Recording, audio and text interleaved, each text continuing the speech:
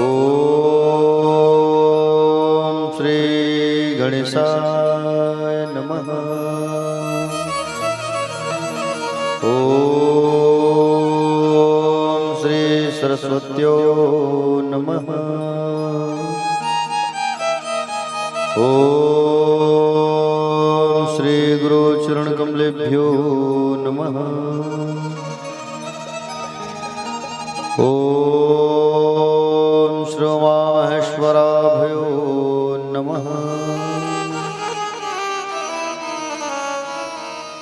अज्ञानतिमिरान्धस्य ज्ञानाञ्जनशलाकया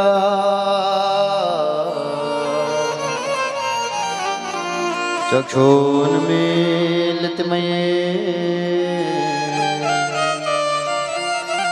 तस्मै श्री गुरुवे नमः। यद्गिरितिस्तिलकायते त्रिभुवने तापत्रयोन्मूलनी यद्वाक्यामृतजीवनिह जनयते स्वान्ते सतामकोतकम्।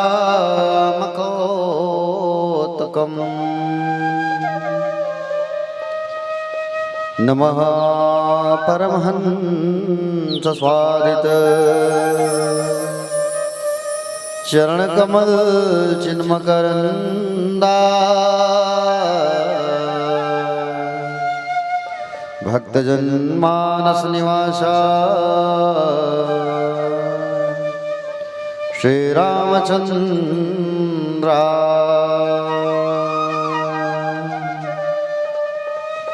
ध्येयं सदा परिभवमभीष्टदोहम् तीर्थास्पदं शिवीरञ्जनुतं शरण्यम् भृत्यार्तिहं प्रणतपालभवाब्धिपोतं वन्दे महापुरुषचरणारविन्दम्। वंचे विभूषितकरान्नवनिरदाभा पीताम्बराधरणिबिम्बफलोधरष्टा पूर्णेन्दुसुन्दरमुखादरविन्दनेत्रा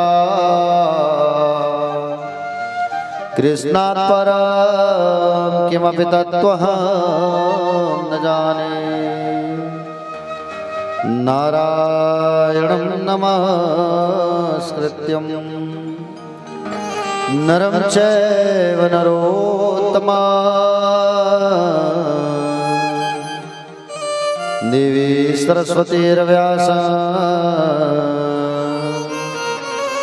ततो जयमुदीरयेत्।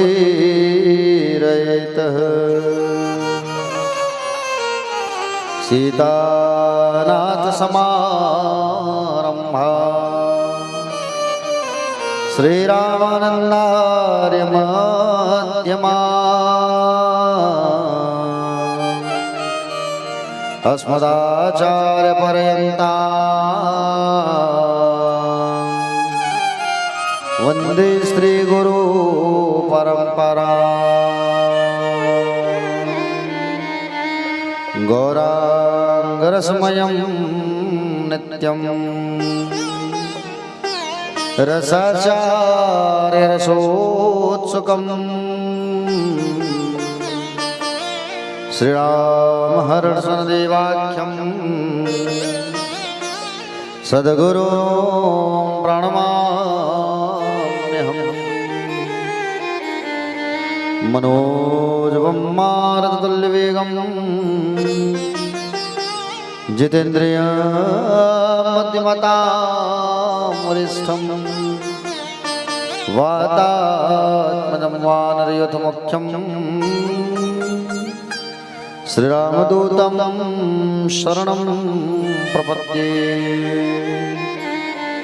देवी प्रपन्नार्ति हरे प्रसिद्ध प्रसीद महादर्शगतोऽखिलस्य प्रसीद विश्वेश्वरि पाहि विश्वम् त्वमीश्वरी देवी चरात्रस्य जय जय श्री राधारमण जय जय नवल किशोर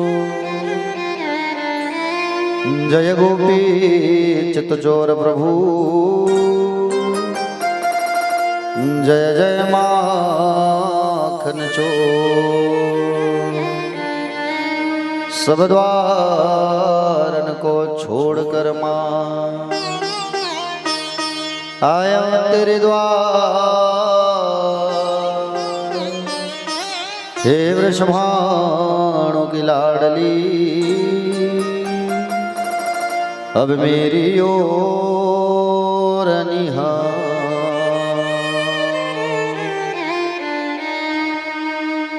आइए सबसे पहले भगवान का बड़ा प्यारा स्तुति गोविंद दामोदर स्तोत्रम का पाठ करते हैं। करारविंदे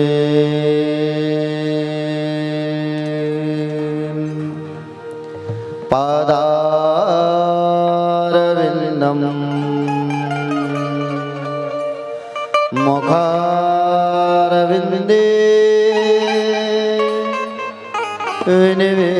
विनिवेशयन्तं करारविन्देन पादारविन्दं मुखारविन्दे विनिवेशयन्तं वटस्य पत्रस्य पुटिशयानं बालं मुकुन्दं मनसा स्मरामि।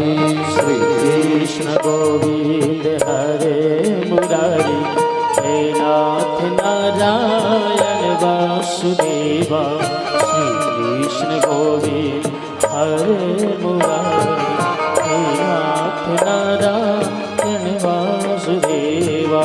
जिह्वे विवस्वामृतमेतदेव गोविन्द दामोदर माधवेति विक्रेतु कामाखिल गोपकन्या मोरारि पादार्पित चित्तवृत्ति दद्यादिकं मोहवशादवोचत् गोविन्द दामोदर माधवेति।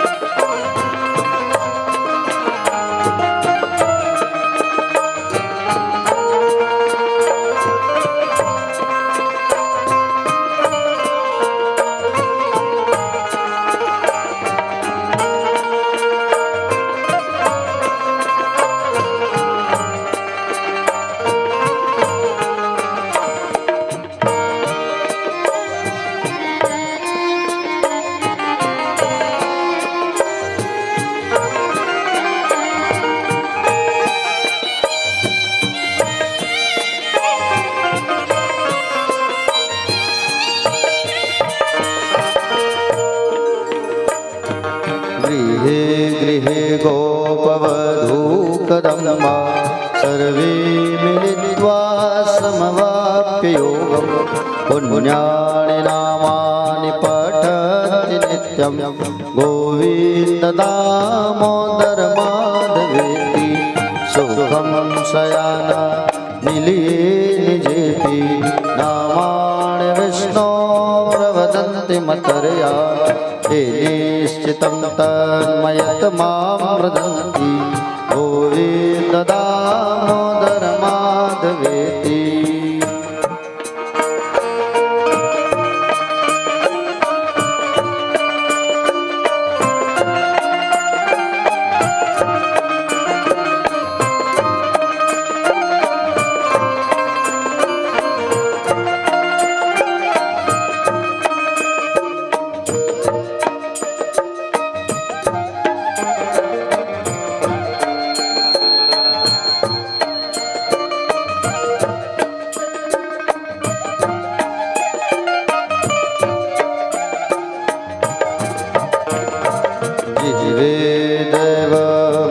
सुन्दराणि नामानि कृष्णस्य मनोहराणि समस्तभक्तातिविनाशनानि गोविन्द दामोदर माधवेति शोकावसाने इदमेव सारं लोकावसाने इदमेव गेयं देहावसाने इदमेव जाप्यं गोविन्द दामोदर माधवेति जिह्वेरसज्ञे मधुरप्रियत्वं सत्यं हितं त्वां परमं वदामि आवर्णयित्वा मधुराक्षराणि गोविन्द दामोदर माधवेति।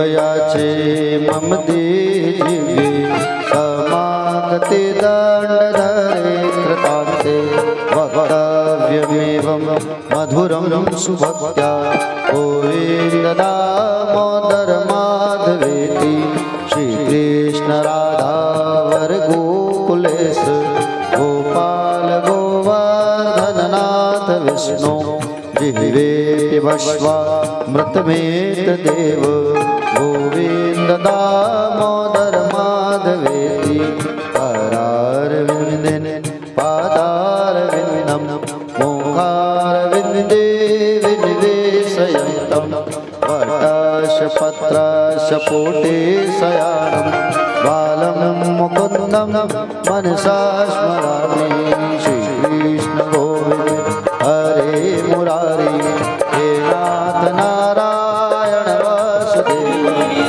श्री गोविंद हरे मुरारी हे नाथ नारायण वासुदेव हे नाथ नारायण वासुदेव हे नाथ नारायण वासुदेव हे नाथ नारायण वासुदेव हे हे नाथ नारायण वासुदेव।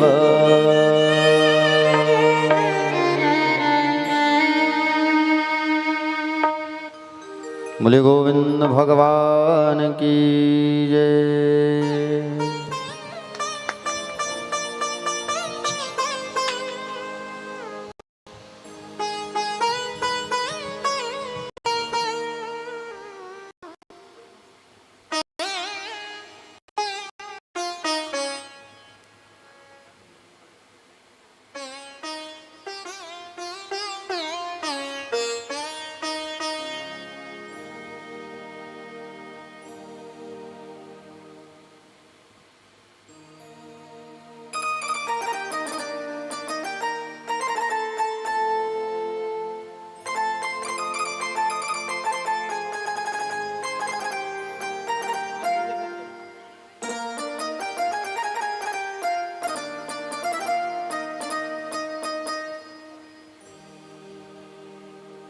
आइए प्यारे जन, कथा पंडाल पर विराजमान सभी भक्तजन, संतजन, दूर दूर से पधारे हुए सभी भक्तों, रागी भक्तजन, विद्वत विप्रजन, युवा भाई बहन, अनुसुईया शक्ति भक्ति स्वरूपा प्यारी प्यारी माताएं और कथा पर अनुराग रखने वाले सभी अनुरागी जन, रसिक जन, आप सभी का व्यासपीठ से हार्दिक वंदन है, स्वागत है, अभिनंदन है। आइए 2 मिनट भगवान का नाम उच्चारण करते हैं, उसके बाद कथा पर आगे प्रवेश करेंगे। बोले बाके बिहारी लाल की जय। श्रीमद् भागवत महापुराण की जय। व्यास नारायण भगवान की जय। श्री सुखदेव जी भगवान की जय। श्री परीक्षित जी महाराज की जय। विंध्यवासिनी मैया की जय। श्री साई माता की जय। अंगार मोती मैया की जय। जगत गुरु शंकराचार्य भगवान की जय। धर्म सम्राट शिखर पात्र जी महाराज की जय। श्री राधे।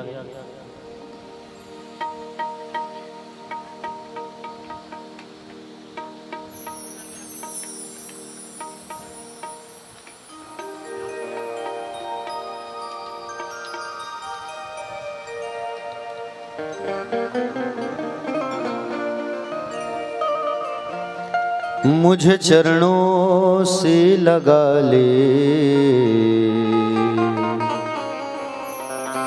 मेरे श्याम मुरली वाले।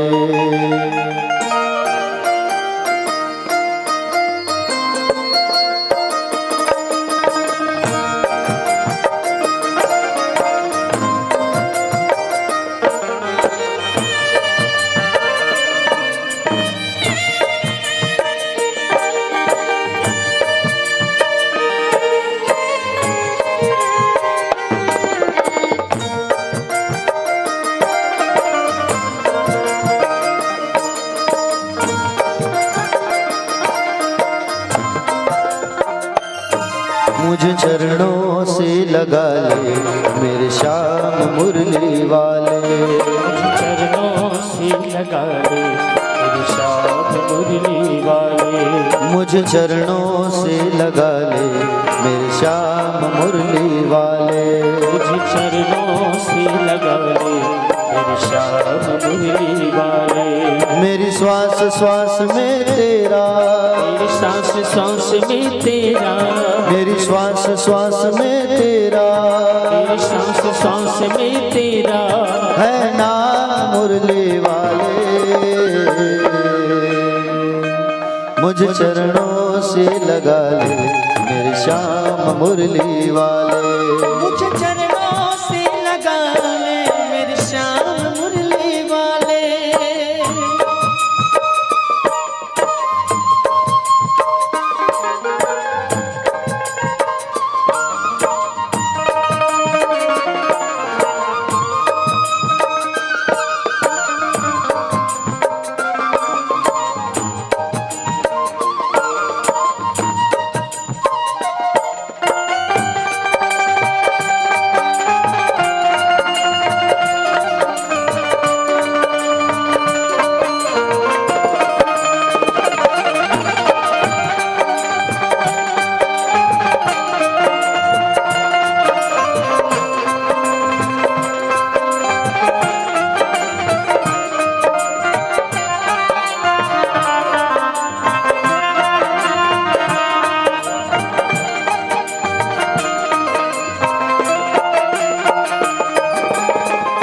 भक्तों की तुमने कान्हा विपदा है तारे।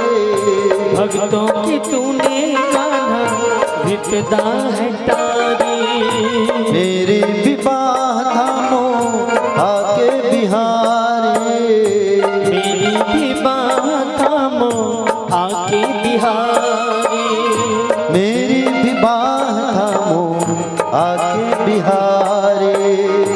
मेरी विवाह थामो आके बिहारी। बिगड़ी बनाए तुमने, बिगड़ी बनाए तुमने, बिगड़ी बनाए तुमने, बिगड़ी बनाए तुमने हर काम मुरली वाले।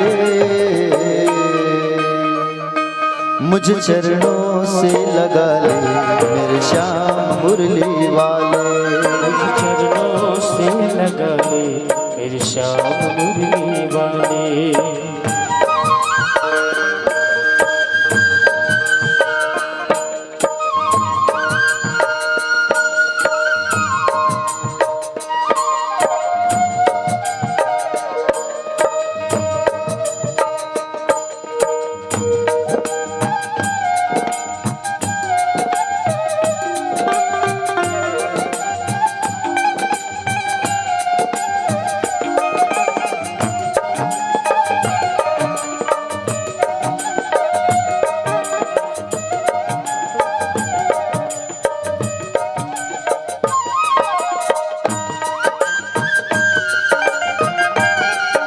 तालियों की सेवा करते हुए सभी गाइए।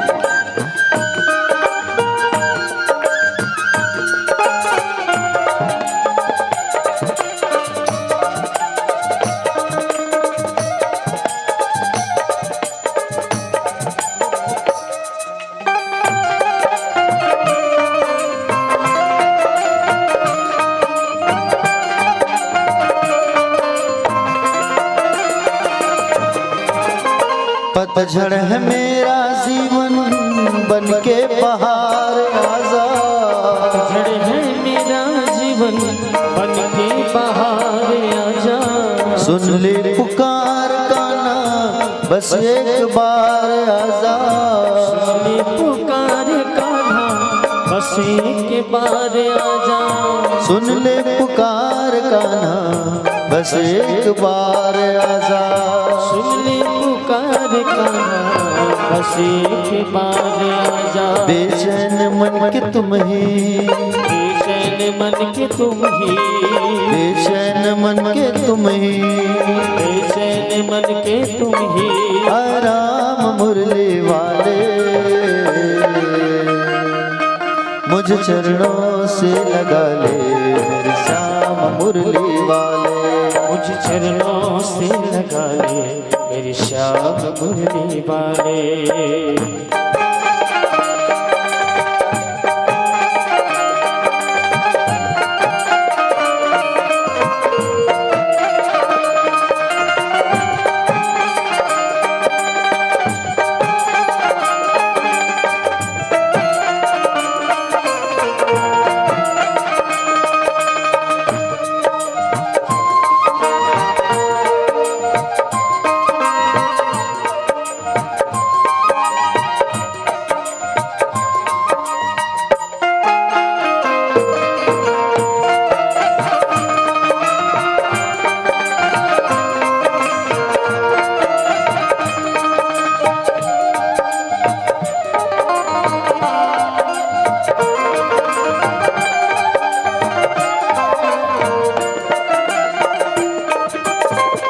तुम हो दया के सागर जन्मों की मैं हूँ प्यासी, दया के सागर जन्मों की मैं हूँ प्यासी।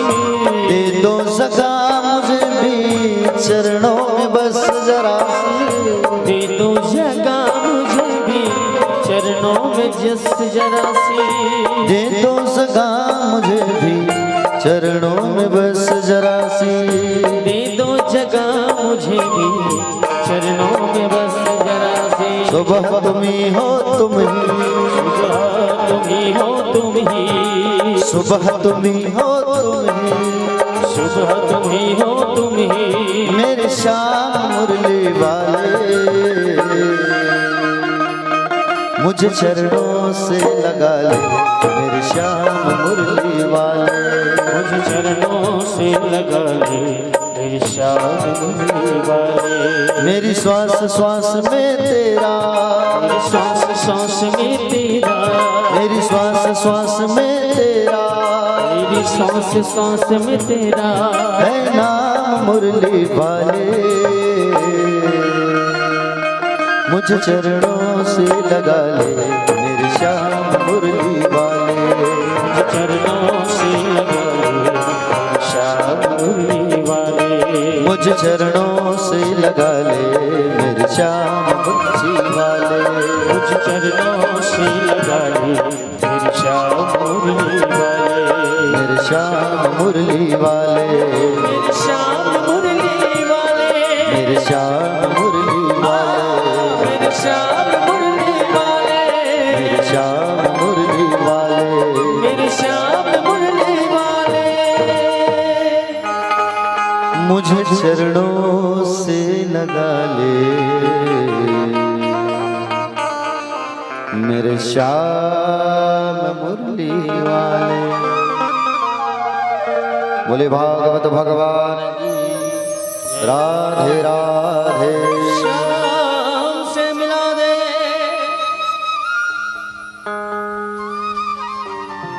कल कहाँ पहुंचे थे भैया कथा पे प्यारे भक्तजन?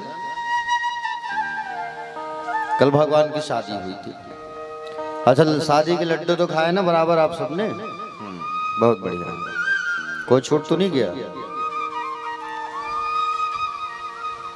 प्यारे भक्तजन, कल रुक्मणी मैया से सुंदर लाला की विवाह हुई और जैसे ही सुंदर विवाह हुआ रुक्मणी मैया के साथ और विवाह हुआ, द्वारिका पर मैया आई, धूमधाम से उनका स्वागत हुआ।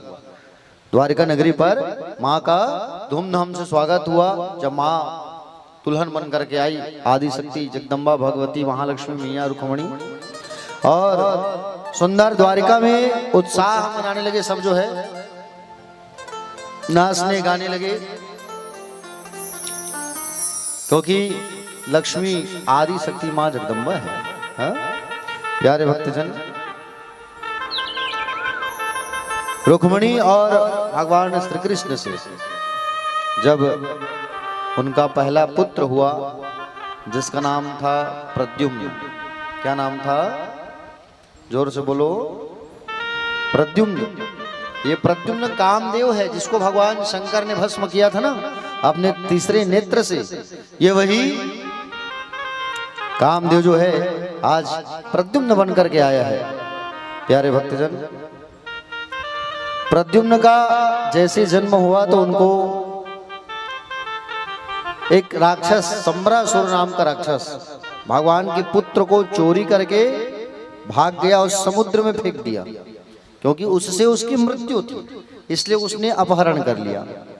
और जैसे अपहरण किया, प्यारे भक्तजन, उस बालक को जब समुद्र में फेंका तो समुद्र में बड़ी सी मछली, समुद्र में बड़ी सी मछली आई और बड़ी सी मछली जो है उसे अंदर गटक गई।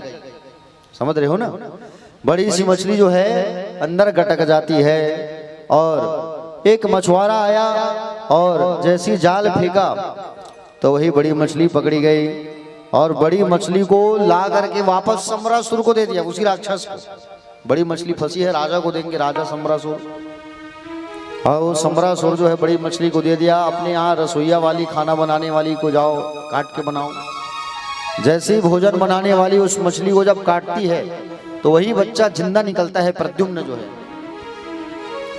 खाना बनाने वाली जो है बात किसी को नहीं बताती, उसका पालन पोषण करना चालू कर दी। पालन पोषण करते करते माँ की दृष्टि से पालन पोषण करने लगी। और प्यारे भक्तजन, जैसे ही पालन पोषण करने लगी, एक दिन नारद जी आए और नारद जी आकर के उनको बताते हैं, जो खाना बनाने वाली थी उसको, ये कोई साधारण बालक नहीं है, ये जो है प्रद्युम्न है, ये भगवान श्री कृष्ण का पुत्र और तुम्हारा पति कामदेव। क्योंकि वो खाना बनाने वाली कौन थी पता है? कामदेव की पत्नी रति खाना बनाने वाली थी वहां। प्रद्युम्न जी जब बड़े हुए, और जैसे प्रद्युम्न जब बड़े हुए तो संबरासुर को मारे हैं और मार करके अपने पिता के घर वापस आए। प्यारे भक्तजन, आज भगवान अपने द्वारिकापुरी पर निवासरत थे। उसी समय वहां एक सत्राजित नाम के राजा आए, सत्राजित यादव नाम के एक राजा आए। भगवान की सभा में आकर के बैठे, उनका स्वागत किया गया और उनसे पूछा गया कि बोले महाराज, हमने सुना है कि आपके पास बोले एक स्यमंतक मणि है, आपके पास जो मणि रखा है उस मणि को आप हमें प्रदान कर दो। भगवान श्री कृष्ण ने कहा, स्यमंतक मणि की एक खासियत थी कि रोज उस मणि से सोना निकलता था, सोना, गोल्ड, और सोना निकलता था वहां से स्यमंतक मणि से। तो भगवान श्री कृष्ण ने उस मणि को मांगा कि बोले मणि को आप दे दो। बोले हम प्रजा के कार्य में लगाएंगे। तो मना कर दिया वो सत्राजित, मैं क्यों दूं? बोले ठीक है भाई, मत दो। उस मणि की 8 घंटा पूजा करने से रोज 8 बार सोना निकलता था। 8 बार मतलब 2 क्विंटल सोना, इतना सोना निकलता था उस मणि से। सत्राजित मणि को नहीं दिया। और कुछ दिन बाद सत्राजित का एक भाई था प्रसेन, क्या नाम था? सत्राजित यादव का भाई जो था उसका नाम था प्रसेन। और ये प्रसेन जो है जाके भाई से मांगा कि बोले भैया मणि को आप मुझे प्रदान करो, मैं मणि को गले में लटका करके शिकार करने के लिए जाना चाहता हूं। मणि को लटका करके शिकार करने के लिए मैं जाना चाहता हूँ। जैसे ही कहा तो प्यारे भक्तजन सत्राजीत यादव ने उस मणि को दे दिया अपने भाई को, और भाई जो है मणि को लेकर के शिकार करने जंगल गया।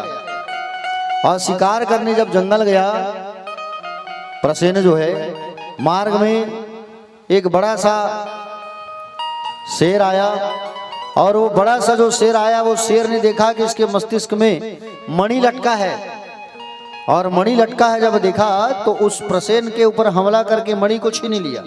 और मणि को छीन करके जा रहा था, मार्ग में मिल गए जामवंत जी। जामवंत जी आए तो जामवंत जी ने देखा कि बोले इसके मस्तिष्क में मणि है, हा? और जामवंत जी जो है उस मणि को पाने के लिए उस शेर के साथ युद्ध किए, और शेर के साथ युद्ध करके उस मणि को छीन करके ले आए। कहाँ ले आए? अपने गुफा में, और गुफा में ला करके अपनी बेटी को दे दिए। उसकी बेटी का नाम था जामवंती, और बेटी को ला करके सौंप दिए। बेटी उस मणि के साथ खेलने लगी। इधर सत्राजित यादव को मालूम चला कि मेरा भाई मारा गया। अब उसने अपनी पत्नी को बताया, सुनो जी, बोले हमारे भाई को मारने वाला कोई दूसरा नहीं, द्वारकाधीश ही है। हमारे भाई को उसी ने मारा है और मणि को चुराया है। मणि को चुरा करके मेरे भाई को मार दिया। लेकिन ये बात तुम किसी से मत बोलना जो मैं तुम्हें बोल रहा हूं। अब उसकी पत्नी जो है पड़ोस में गई, पड़ोस की माता जी के पास। बोले ऐसा सा बात है बहन, बोले हमारे देवर को मार डाला है द्वारकाधीश जी ने, और मणि को चुरा के ले गए हैं हमारे घर के। लेकिन तुम ये बात किसी से मत कहना, मैं तुमको कह रही हूँ। अब उसने अगला को बताया कि ऐसा सा बात है, द्वारकाधीश ने मणि की चोरी किया है, लेकिन ये बात तुम किसी से कहना मत। वो तुम किसी से कहना मत, तुम किसी से कहना मत के चक्कर में बात पूरा फैल गया है? भगवान द्वारकाधीश को बात मालूम चला। द्वारकाधीश जो है गर्गाचार्य जी मुनि के पास आए, और गर्गाचार्य जी के पास आकर के कहे कि बोले गर्गाचार्य जी देखो हमारे राम के पीछे बदनामी लग गई है, हम ऐसा क्या करें, आप कुछ बताइए। तो कहे आप भादो महीने के चतुर्थी के चंद्रमा को देखे थे प्रभु, इसलिए आपके नाम के पीछे बदनामी लगी है। भादो महीना में चतुर्थी का जो चंद्रमा होता है उसको नहीं देखा जाता, कलंक लगता है। और इस कथा को, जिस कथा को आप सुन रहे हो, उस कथा को जब आप सुनोगे ना तो आपके जीवन में भी कभी कोई कलंक नहीं लगेगा, जिस कथा को आप सुन रहे हो। भगवान द्वारकाधीश को बात मालूम चला, मुझे चोर कहा गया है। भगवान ने पूरा गांव वालों को पकड़े, और गांव वालों को पकड़ करके भगवान जंगल की ओर गए। और जंगल की ओर जब गए भगवान जो है ना, तो वहां पर देखा कि प्रसेन मरा पड़ा हुआ है। आगे गए तो शेर मरा पड़ा है, और आगे गए तो भालू के पैर के निशान। गुफा तक पहुंचे, और गुफा तक जैसे ही पहुंचे तो भगवान ने गांव वालों से कहा कि बोले आप जो है यहाँ ठहरो, बोले हम आते हैं अंदर से। और जैसे भगवान अंदर गए तो उसी समय जामवंत की जो पत्नी थी जामवंती, वो मणि के साथ में खेलते हुए बैठी थी। अब भगवान को देख ली, जोर से चिल्ला देती है बचाओ पिताजी। उतने में जामवंत जी आ गए, और जामवंत जी आए और आकर के भगवान के साथ युद्ध करने लगे। ये जामवंत जी कब का है? जामवंत जी अभी का नहीं है, ये जामवंत जो है सतयुग का है। सतयुग का जामवंत है ये, समझ रहे हो ना। और राम जी को अपने पुत्र भाव से देखते थे जामवंत जी, समझ रहे हो ना, पुत्र भाव से देखा करते थे। आज जामवंत जी भगवान को पहचान इसलिए नहीं पाए क्योंकि इतने बूढ़े हो गए जामवंत, भगवान को नहीं देख पा रहे, क्योंकि ये भाव जो होता है उसकी जो बाल है वो इतना बड़ा बड़ा हो गया उसका। सतयुग का है ना, देख नहीं पाया, भगवान से युद्ध करने लगा। केवल चरण दिख रहा था भगवान कैसा, बाल ढका है तो भगवान से युद्ध होने लगा। और युद्ध करते करते कई दिन बीत गया। भगवान जो है जामवंत को जब पटकने के लिए उठाए, दोनों हाथ पकड़ करके, और जैसे पटकने के लिए जब उठाए, जब आंख नीचे आया तब देखा कि वैजंती माला है, पीला पीताम्बरी है, सुंदर इत्र की खुशबू आ रही है कि ये कोई साधारण नहीं हो सकते। पहचान गए कि हो न हो ये द्वापर युग में मेरे राम ने जो कृष्ण अवतार लिया है मेरे कृष्ण नहीं है, प्रभु मुझे क्षमा कर दो, हे प्रभु मेरी अपराध क्षमा कर दो आप। भगवान से प्रार्थना किया और भगवान से प्रार्थना करके निवेदन किया, तब भगवान अपने स्वरूप में आकर के सुंदर उनको दर्शन दिए और जामवंत जी का सुंदर उद्धार किया। भगवान ने जामवंत जी से कहा कि जामवंत जी बोले मैं इस मणि के चक्कर में आया हूँ, यहाँ तक ये मणि मुझे दे दो आप। जामवंत जी ने कहा प्रभु ये मणि मैं आपको दे देता हूँ, लेकिन इस मणि के साथ में आप मेरी बेटी को स्वीकार कर लो। तो मणि के साथ में बेटी को भी दिया जामवंती को। अब जामवंती को भगवान लेकर के आए और लेकर के आके भगवान जो है मणि को ला करके भगवान किसको दिए, जिसका मणि था सत्यजित को। और मणि को जब दिए तो सत्यजित कहने लगे मणि को मुझे मत दो भैया, अपने पास ही रखो तुम, ये मणि मेरे पास रहेगा तो कोई ना कोई घटना और होता रहेगा, इसलिए मणि को आप अपने पास रख लो प्रभु।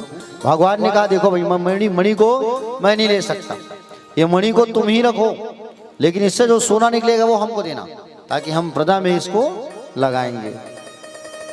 और प्यारे भक्तजन उस मणि को भगवान ने वापस लौटाया। तब सत्यजित ने कहा कि बोले प्रभु आप मेरी पुत्री को स्वीकार कर लो, आपसे हाथ जोड़ करके निवेदन है।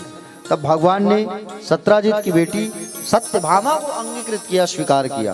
किसे स्वीकार किया, जोर से बोलो। सत्यभामा को भगवान ने स्वीकार किया। सत्यभामा और जामवंती का विवाह भगवान के साथ एक साथ हुआ है, ठीक है। कितना शादी हो गया भगवान का,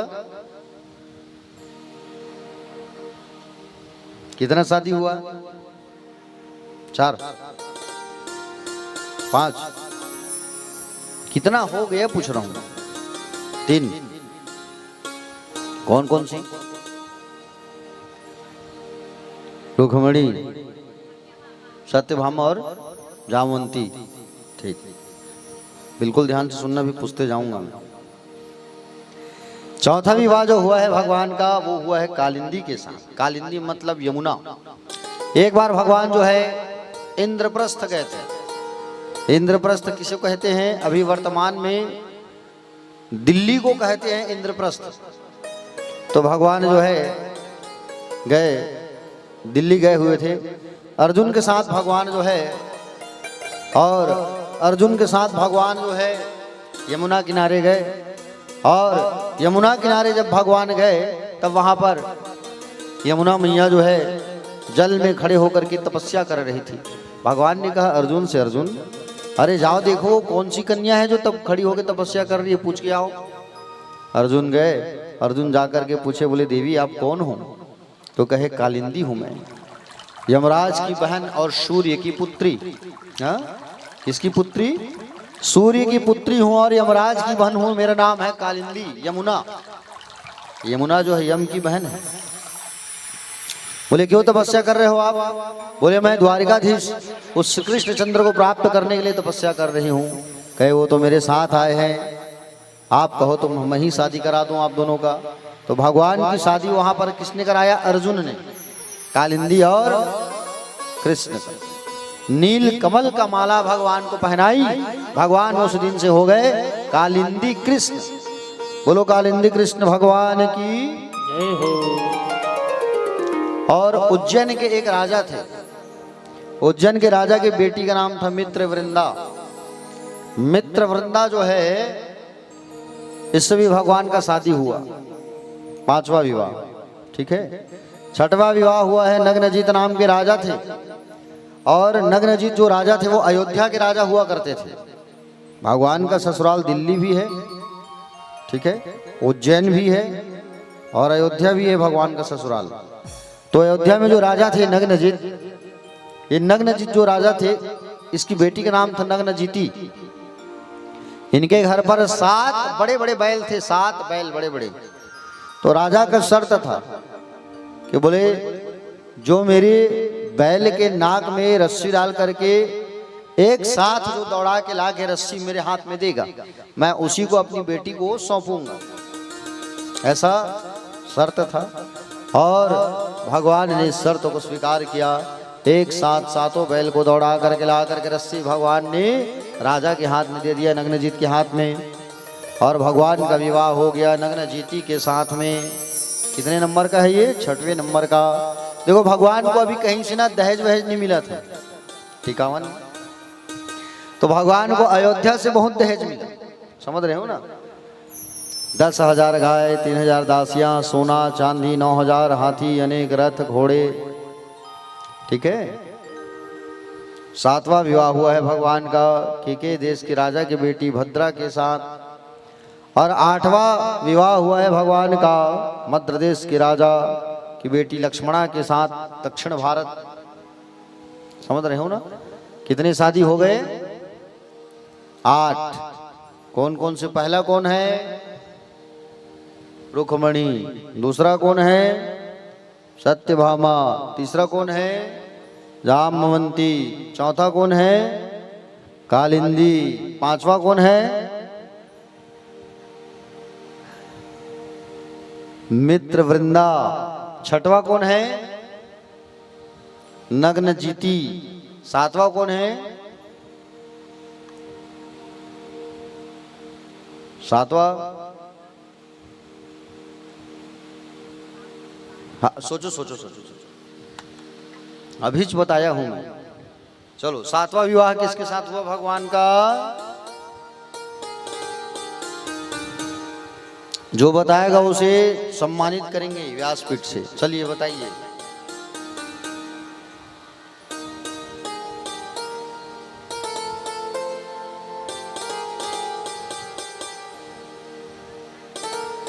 हाँ, क्या बोल रहे हो? सुनाई नहीं दे रहे हमरे।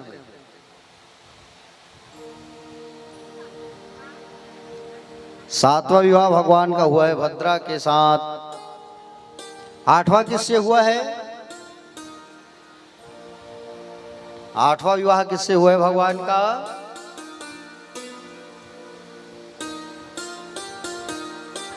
लक्ष्मणा। ये 8 भगवान की मुख्य रानियां थी। अष्टधा प्रकृति जिसे कहा जाता है। उसी समय एक राक्षस हुआ करते थे जिसका नाम था भौमासुर। कौन था?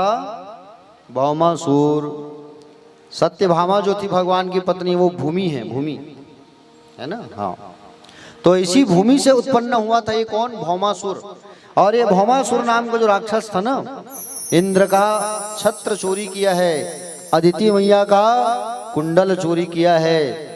और ये भौमासुर नाम का जो राक्षस है ना, ये भौमासुर नाम का जो राक्षस है, ये राक्षस का क्या है? दृढ़ संकल्प है कि 20,000 कन्याओं से मैं शादी करूंगा। 20,000, सोचो आप, 20,000 कन्याओं से शादी करूंगा मैं। तो क्या होता था, आजू बाजू में जहां शादी होती थी ना, आसपास में, वहां नई नई दुल्हन जब विदा होके जाती थी डोली में बैठ के, तो बीच रास्ते से गायब कर देता था राक्षस जो है। किसी को पता नहीं चलता था। घर में जाके सब देखते थे, दुल्हन को देखना है करके हटाते थे, दरवाजा खोलते थे, पर्दा, दुल्हन गायब। ऐसे ऐसे 16,100 कन्याओं की चोरी करके जेल में बंद करके इसने रखा था। किसने? भौमासुर ने। भगवान को सब पुकारने लगे, प्रभु हमारी रक्षा करो, आप भगवान हमारी रक्षा करो। भगवान जो है सत्यभामा को साथ लेकर के गए, और सत्यभामा को साथ लेकर के गए भगवान जो है, चलो सत्यभामा हमारे साथ चलो, आज घूम के आएंगे, ऐसा कहा करके चले गए। और जब गए तो भौमासुर के यहाँ प्रवेश किए, और भौमासुर के यहाँ जैसे ही प्रवेश किए तो भौमासुर का एक सेनापति था जिसका नाम था मुर। क्या नाम था? जोर से बोलो। मुर नाम का एक दैत्य था जिसके 5 मुंडी थे। ये भगवान को जाने से रोका, अंदर नहीं जा सकते, हमारे महाराज शयन कर रहे हैं। अच्छा, भगवान ने इस मुर नाम के राक्षस को मार दिया, इसलिए भगवान का नाम पड़ गया मुरारी। क्या नाम पड़ा? बोले मुरारी जी भगवान की। मुर नाम के राक्षस को मारने के बाद भौमासुर के पास गए, और भौमासुर के पास जैसे ही गए, प्यारे भक्तजन, भौमासुर के पास जैसे ही पहुंचे तो भौमासुर भगवान के ऊपर हमला करने लगा, बाणों से भगवान कृष्ण को बाण मारने लगा, बाण आ करके लगने लगा भगवान को। सत्यभामा कही प्रभु आपको बाण लग रहा है, आप कब मारोगे, मारो इसे। भगवान ने कहा कि मैं तुम्हारे ही मुंह से तो ये सुनना चाहता था, क्योंकि तुम्हारा वो बेटा है, और जब तक तुम नहीं कहोगे तो मैं कैसे मारूंगा। तब भगवान ने उस भौमासुर नाम के राक्षस को मारा है, और भौमासुर नाम के राक्षस को मार करके 16,100 कन्याओं को भगवान ने जेल से मुक्त कराया। सब लोग प्रार्थना करने लगे, प्रभु हम किसकी शरण में जाएं, हमें कौन स्वीकार करेगा। भाई जेल से कोई लड़की जो है छूट के आएगी, उसे कोई अपने घर का थोड़ी बहू बनाएगा, बनाएगा क्या बताओ। समाज भी स्वीकार नहीं करेगा, हमें समाज तो स्वीकार नहीं करेगा, प्रभु हम क्या करें। तो कहे बोले आप ही हमें स्वीकार कर लो प्रभु। सब लोग चरणों में गिर गए। तो भगवान जो है 16,100 कन्याओं को भी स्वीकार किए। अब कितने हो गए, 16,108, और सभी से 11-11 संतान, ठीक है, 10-10 पुत्र और एक पुत्री, ठीक है। कितना हो गया, 16,108 पत्नियों के 11-11 संतान, कितना होगा, 1,77,188। इतने भगवान के संतान, और उनके भी 11-11, समझ रहे हो। 64 करोड़ यदुवंशी थे, 64 करोड़, बताइए 64 करोड़ यदुवंशी थे। प्यारे भक्तजन, इस तरीके से भगवान जो है अपने सुंदर द्वारिका नगरी पर रहने लगे। लेकिन आज भी भगवान जो है 16 साल के ही लगते हैं, भगवान नाती वाले हो गए, फिर भी भगवान का बाल नहीं पका, दाढ़ी मूंछ तो है ही नहीं भगवान की। हाँ, कितने सुंदर लगते हैं आज भी वो दया निधान जो है,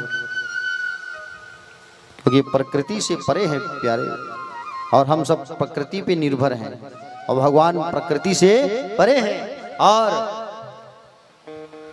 हम सब प्रकृति के ऊपर निर्भर रहते हैं, और भगवान जो है प्रकृति से परे है प्यारे। इसलिए भगवान का कभी कोई बाल नहीं पका। आज भगवान नाती वाले हो गए हैं, फिर भी भगवान जो है 16 वर्ष के ही लगते हैं। बोले गोविंद भगवान की। प्यारे भक्तजन, ये 16,108 जो कन्याएं हैं ना, वो कौन है, ये कोई साधारण नहीं है। 16,108 कन्याएं जो है वो वेद की मंत्र हैं, वेद की ऋचाएं हैं, ये कोई साधारण नहीं है प्यारे। 16,108 कन्याएं जो है ना, वेद के मंत्र हैं। कोई साधारण भगवान की पत्नी थोड़ी बन सकती है, बताओ।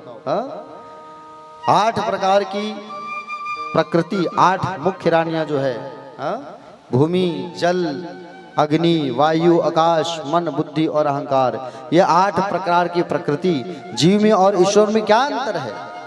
जो प्रकृति के वश में रहता है ना, वो जीव है, और जो प्रकृति के वश में जो नहीं रहता वो ईश्वर है, ठीक है। जो प्रकृति को अपने वश में रखता है वो ईश्वर है, ठीक है।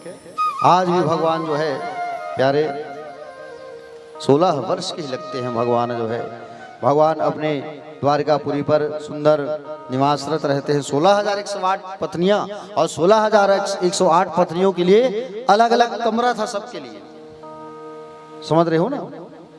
भगवान श्री कृष्ण के जो पुत्र हुए प्रद्युम्न, रुक्मिणी मैया से, उनके पुत्र हुए हैं अनिरुद्ध, ठीक। अनिरुद्ध का विवाह कैसे हुआ, आइए इसको जानते हैं। अनिरुद्ध का जो विवाह है वो हुआ है बाणासुर की कन्या से, ठीक है, उषा।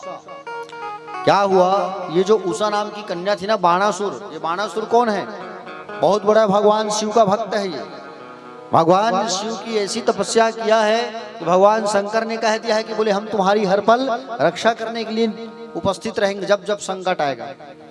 बाणासुर की बेटी की सहेली का नाम था चित्रलेखा, बाणासुर की मंत्री की बेटी। अब ये चित्रलेखा जो है उसके अंदर इतना शक्ति था कि वो चित्र बना करके किसी को भी दिखा देती, स्केच है, और उसको बना के दिखाती और उसे उपस्थित भी कर देती थी, इतना शक्ति थी। तो उषा जो है एक दिन सपने में देखती है अनिरुद्ध को, भगवान के नाती को, और जैसे भगवान के नाती को जब देखा तब उसने कहा कि बोले बहन सुनो, बोले मेरे सपने में अनिरुद्ध जी आए थे, उसका जरा तुम फोटो बना के दिखाओ। तो फोटो बनाते बनाते गई। बोले क्या ये है? बोले नहीं, ये तो उनके दादाजी हैं कृष्णचंद्र। बोले ये है क्या? बोले नहीं नहीं नहीं, ये नहीं है। अंततः अनिरुद्ध का फोटो बन के आ गया सामने और कहा ये है? बोले हाँ यही है, ये मुझे चाहिए। चित्रलेखा जो है रातों रात गई कहाँ लाने के लिए? किसको? अनिरुद्ध को। अब लाने के लिए गई। अब वहां घुसे कैसे? समुद्र के बीच में है द्वारिका नगरी, और द्वारिका के ऊपर सुदर्शन जो है घूम रहा है। अंदर कोई एक कीड़ा भी नहीं जा सकता अंदर। उसी समय चित्रलेखा ने नारद जी को आवाहन किया, नारद जी आप आओ। और नारद जी आए और सुदर्शन से बात करना चालू कर दिए। उसी समय ये घुस गई अंदर, और अनिरुद्ध जो सोए हुए थे ना, अनिरुद्ध को गद्दा सहित बिस्तर सहित लपेट के लिए आया। कहाँ? सोनितपुर, बाणासुर के यहाँ, और ला के कमरे में रख के वो चली गई। सुबह जब अनिरुद्ध का नींद खुला, उसने देखा अरे मैं कहाँ पहुंच गया। तब उषा ने सब कुछ बताया कि बोले आपको मैंने यहाँ बुलवाया है और आप जो है हमारी इच्छा से आए हो। अनिरुद्ध वहां रहने लगा कमरे में, और कमरे में जब अनिरुद्ध रहने लगा, बातचीत ये दोनों जब करते थे, एक दिन एक सिपाही सुन लिया, जाके बाणासुर को बता दिया महाराज आपकी कन्या के कक्ष में कोई किसी पुरुष की बात करने की आवाज आती है। बाणासुर गया, और बाणासुर जब जाकर के देखा तो दोनों बात कर रहे थे। बाणासुर जो है हमला कर दिया अनिरुद्ध के ऊपर, और नागपाश में अस्त्र में, नागपाश अस्त्र में बांध करके उनको रख लिया। किसको? अनिरुद्ध को। इधर किसी को पता नहीं है द्वारिका में। नारद जी आए द्वारिका, और आकर के भगवान श्री कृष्णचंद्र से पूछे प्रभु एक बात बताओ। बोले आपका नाती अनिरुद्ध कहाँ है इस वक्त? पता करो, अपने कमरे में होगा। मालूम किए तो वहां पर नहीं था वो, अनिरुद्ध जो है गायब था। तब नारद जी ने बताया कि बोले आपका जो नाती है वो जो है बाणासुर के कैद में है अभी, बाणासुर के यहाँ, ऐसा कहा।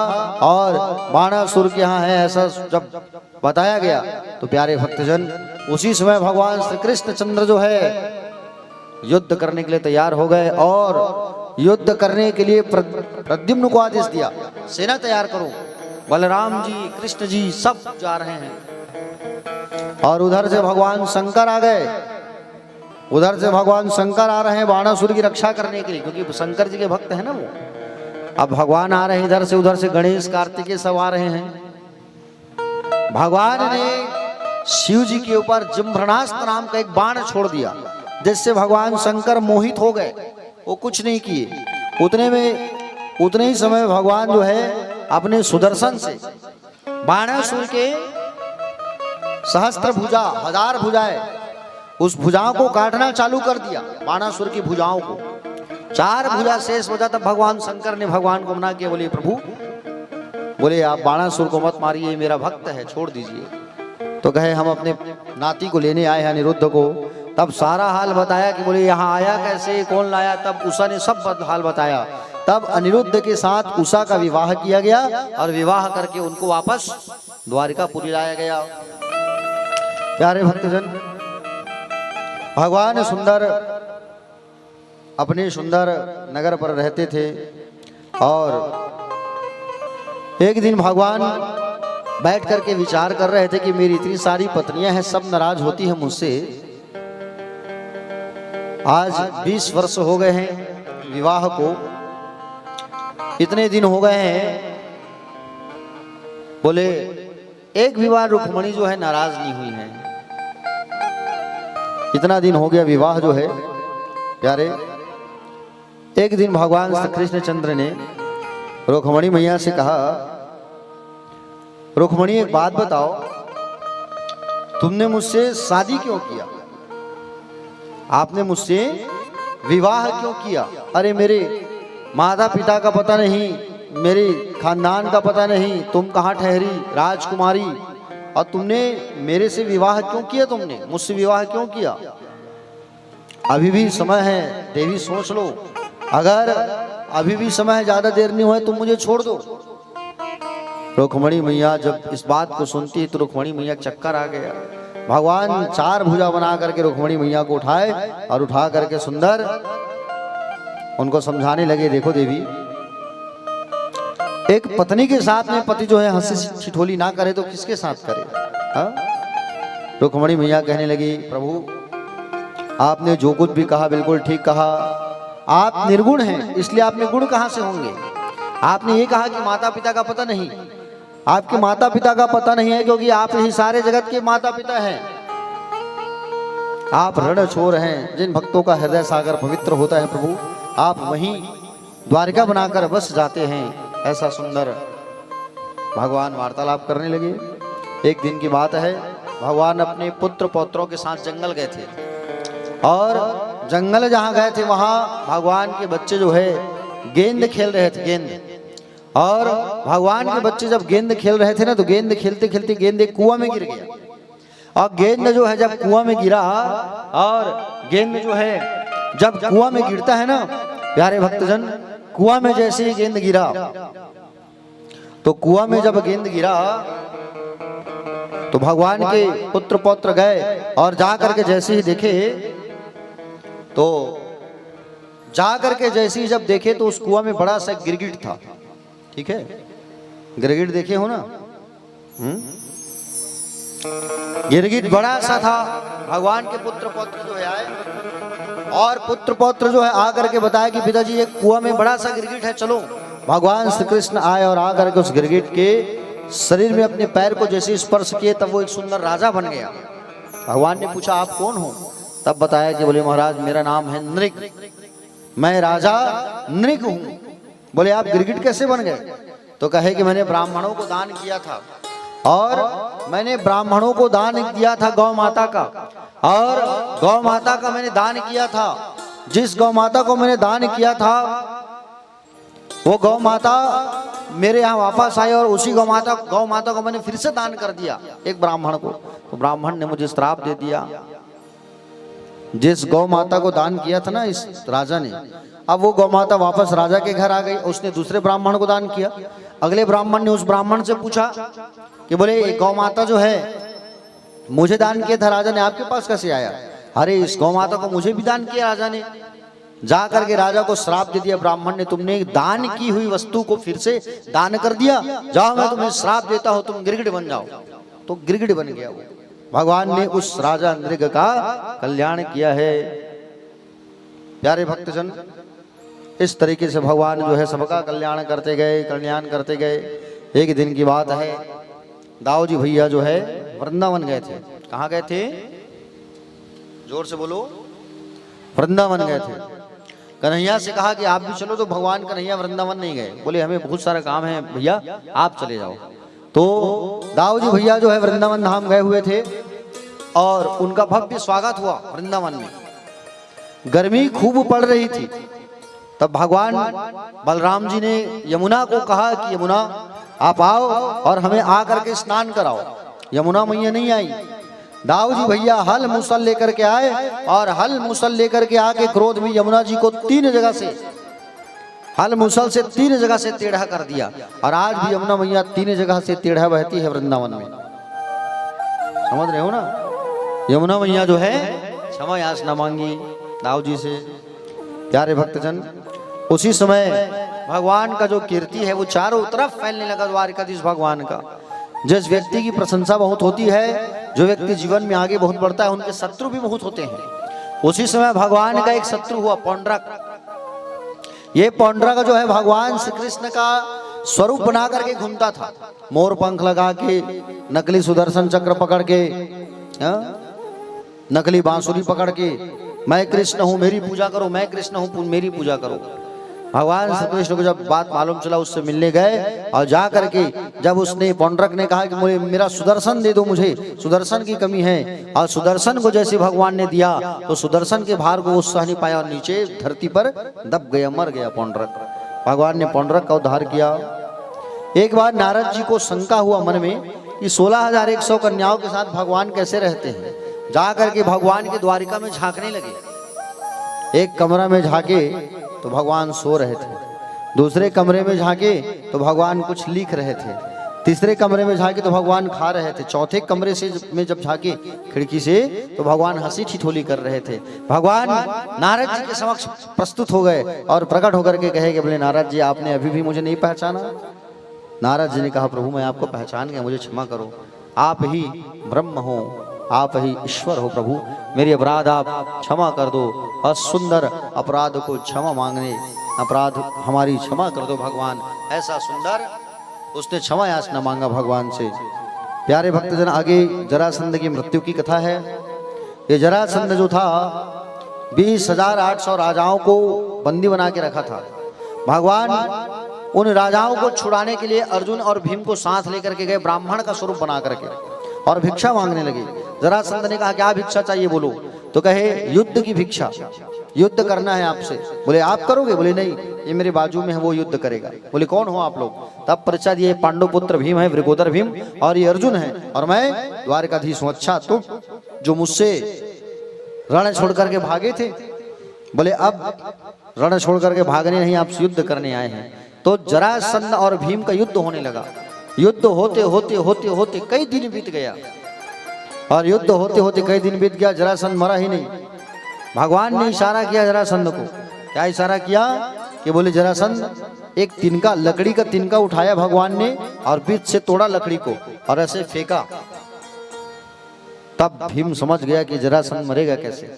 जरासंध के पैर को दबा के एक पैर को उठा करके फाड़ दिया बीच से, और दोनों पैर को पकड़ के फेंक दिया शरीर का 2 भाग करके। तब वो मर गया जरासंध जो है। प्यारे भक्तजन, आगे भगवान की परम प्रिय मित्र की कथा आती है जिसका नाम है सुदामा। क्या नाम है? सुदामा। सुदामा बड़ी अच्छी प्रसंग है, ध्यान से सुनना। सुदामा चरित्र की ओर हम आगे बढ़ रहे हैं। प्यारे भक्तजन, कृष्णास्य सखा कश्चितो ब्राह्मणो ब्रह्म वित्तमा विरक्तेन्द्रियर्थासु प्रसन्नात्मा जितेंद्रिया। भगवान श्री कृष्ण के परम प्रिय मित्र, बड़े सुशील, ब्राह्मणों में श्रेष्ठ ज्ञानी, विषयों से विरक्त, शांत चित्र और जितेंद्रिय, नाम था इनका सुदामा। सुदामा, जिनका सुंदर विचार है, जो विचारों के रस्सी को भगवान को सौंप दिए हैं, वो है सुदामा। सुदामा जी महाराज बचपन से ही भगवान श्री कृष्ण को प्रेम करते थे, और बचपन से ही उनकी मित्रता करते थे, बचपन से ही भगवान उनकी भक्ति किया करते थे। आज भगवान द्वारिका के राजा हैं। आज उनके पुत्र पौत्र जो है, अगर राजपाट सुंदर चला रहे हैं, अगर हैं, तो वो सुदामा के देन है, सुदामा की कृपा है वो। क्योंकि जब भगवान पाठशाला गए थे विद्या अध्ययन करने, पढ़ाई करने के लिए, और पढ़ाई करने के लिए जब भगवान गए थे, तो प्यारे भक्तजन, पढ़ाई करने जब भगवान गए थे ना, तो एक दिन की बात है, आश्रम में एक ब्राह्मण देवता है, और ब्राह्मण देवता आकर के गुरु माँ से कुछ मंगे कि बोले देवी कुछ खाने का तो है, दे दो। गुरु माँ के पास चना था, लेकिन उसने उस चने के दाने को उस संत को नहीं दिया। वो संत जान गया अपनी शक्ति से कि बोले इनके पास चना है, फिर भी ये मुझे नहीं दे रही है। श्राप दे दिया उस संत ने, जो उस चना को खाएगा वो दरिद्र हो जाएगा, जो चना को खाएगा वो दरिद्र हो जाएगा। और एक दिन सुदामा और भगवान श्री कृष्ण चंद्र जो है लकड़ी तोड़ने गए जंगल, तो गुरु माँ जो है उसी चने के दाने को कृष्ण और सुदामा को दे देती है कि जाओ जंगल और इसको खाना, भूख लगे। सुदामा जी को ये बात मालूम था कि वो चना जो है श्रापित था। भगवान कन्हैया को जानबूझ करके आज लकड़ी तोड़ने के लिए चढ़ा दिए ऊपर, और लकड़ी तोड़ने के लिए जैसे ही चढ़ाए ऊपर, सुदामा जी नीचे बैठे थे, जानबूझ करके उस चने को खा लिए। क्यों? क्योंकि अगर मेरा कन्हैया खाएगा उस चना का, तो कन्हैया को दरिद्रता का श्राप मिल जाएगा, और मैं नहीं चाहता कि मेरे मित्र को दरिद्रता का श्राप मिले। ऐसा कहा करके भगवान जानबूझ करके उस चना को खा लिया सुदामा जी ने। भगवान ऊपर से देख रहे हैं, क्यों सुदामा अकेले खा रहे हो? बोले नहीं कन्हैया, बोले भूख लगी मैं खा रहा हूं, तुम लकड़ी तोड़ो। प्यारे भक्तजन, सुदामा जी महाराज जानबूझ करके उस चने को खाए थे, इस कारण सुदामा के जीवन में दरिद्रता आया था।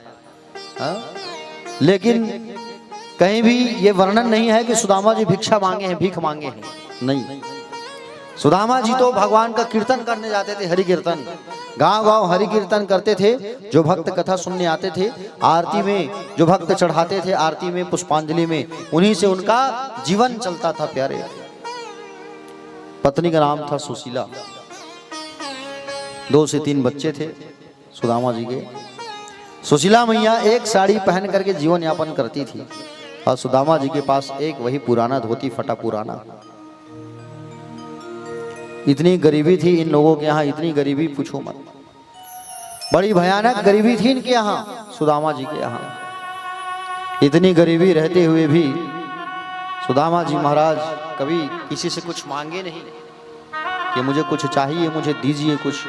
कभी किसी से कुछ वस्तु, कोई भी चीज मांगने नहीं गए सुदामा जी। बरसात जब होता था ना, तो इनके घर में बरसात का सारा पानी जो है घुसता था आ करके, बरसात का पानी आ करके घुस जाता था। बताओ, ऐसी इनकी घर की मनोस्थिति थी। ठंड जब पड़ता था तो दरवाजा नहीं था, ठंडा ठंडा हवा घर में घुसता था। ना ही एक कम्बल था, ना ही एक स्वेटर था, ना ही एक शॉल था इनके घर। बताओ, हाँ, ऐसी गरीबी थी इनकी। खाने को जब कुछ रहता था तो सभी लोग मिल बांट के खाते थे, और जब कुछ भी नहीं रहता था तो सब भूखे सोते थे। सुशीला मैया खेत में जाया करती थी, फसल जब कटता था ना, और फसल जब कटता था तो धान के बीज को उठा उठा करके सुशीला लाती थी, अन्न निकालती थी, छिलके को भी रखती थी संभाल के। भूख लगेगा तो मेरे बेटों को मैं खिलाऊंगी। ऐसी गरीबी थी सुदामा के घर। प्यारे भक्तजन, बड़ी गरीबी सुदामा जी के यहाँ। कई दिन तो तीनों बच्चे भोजन करते थे, और कभी सब भूखे सोते थे। कभी माता पिता खाते थे तो कभी माँ बाप को खाने के नहीं मिलता, बच्चे को खिला के सुलाते थे। ऐसी गरीबी। सुशीला मैया जो है मांग मांग करके जीवन चलाती थी। जब मांगने जाती थी पड़ोसी के यहाँ, बहन दे दो, आज बच्चे भूखे हैं, स्वामी गए हैं। ये पड़ोसी नहीं देते थे उनको, दे देंगे तो ये लौटाएगी नहीं। हा? अरे जा, पहले का तो तूने लौटाया नहीं। इतनी गरीबी थी। हा? एक दिन भगवान श्री कृष्णचंद्र ने विचार किया, और भगवान श्री कृष्ण एक ब्राह्मण का रूप बना करके सुदामा के घर भिक्षा मांगने आए। बोले भिक्षाम देही मैया। सुशीला मैया बाहर आई, और सुशीला मैया आई और आकर के कहती है, बोले अब उसके यहाँ कुछ भी नहीं है, अन्न का एक दाना, तो दान क्या करे? जो मांगने वाला आया है उसे क्या दे? भगवान आए, भिक्षा दीजिए माता। तो इन्होंने कह दिया, मेरे यहाँ सूतक लगा है महाराज, सूतक में दान वान नहीं देते, पूजा पाठ नहीं करते, मेरे यहाँ सूतक लगा है। बोले अच्छा, किस चीज का सूतक लगा है? बोले गरीबी का सूतक लगा है महाराज। अरे इतनी गरीबी है, अच्छा आपके स्वामी का नाम क्या है? ब्राह्मण देवता है ना? बोले हाँ। सुदामा नाम है क्या? बोले हाँ हाँ सुदामा। अरे सुदामा नाम है तो आपके बचपन के सखा हैं, उनके बचपन के एक दोस्त हैं, मित्र हैं, परम प्रिय मित्र, द्वारिका नरेश, द्वारिकाधीश कृष्णचंद्र। अरे एक बार तुम जो है अपने स्वामी को वहां भेज दो द्वारिका, जीवन भर का गरीबी मिट जाएगा तुम्हारा, जीवन भर का ये गरीबी का सूता खड़ जाएगा। हा? एक बार अपने स्वामी को वहां भेज दो तुम, एक बार बस। प्यारे भक्तजन, ये बात मुझे मेरे स्वामी ने कभी नहीं बताया। ब्राह्मण देव बोले आ जाएंगे तो पूछना उनसे। सुदामा जी महाराज आए, और जैसे सुदामा जी महाराज जब आए तब सुदामा जी महाराज आकर के पूछने लगे। सुदामा जी आए और आकर के जैसे घर आए तब पत्नी ने पूछा, स्वामी मैंने सुना है आपके एक सखा है बचपन के, उनका नाम कृष्णचंद्र है। बोले हाँ मेरे स्वामी हैं। अरे मैं तो उनको रोज भजता हूँ, उन्हीं का नाम तो जपता हूँ। अच्छा तो स्वामी एक बार मुलाकात क्यों नहीं करके आते? इतना दिन हो गया है, बचपन के सखा है, आज तक मैंने नहीं मिला, तो आप मिल के आ जाओ कम से कम। अरे कैसे जाऊं सुशीला, बड़ी दूर है वो नगरी, बड़े दूर में रहते हैं वो, कैसे जाऊंगा? एक बार जाओ स्वामी और मुलाकात करके आओ। और कुछ दे तो मना मत करना, या कुछ मांग के लाना बच्चों के लिए। सुशीला कैसी बात कर रही है तू? अरे मैं मांगने जाऊंगा उतने बड़े राजा के पास जो मेरे स्वामी हैं भगवान? नहीं नहीं नहीं, मैं नहीं जा सकता मांगने। स्वामी मांगने मत जाओ, लेकिन एक बार मुलाकात करने चले जाओ, एक बार बच्चों की खातिर मुलाकात करने चले जाओ आप, केवल एक बार इन बच्चों की खातिर आप चले जाओ। स्वामी आपसे हाथ जोड़कर निवेदन है, प्रार्थना है, एक बार चले जाओ आप, एक बार बस। प्यारे भक्तजन, और सुशीला मैया जो है प्रार्थना करती है। हमारे बीच प्रभु आए, एक बार ताली बजा के स्वागत करिए।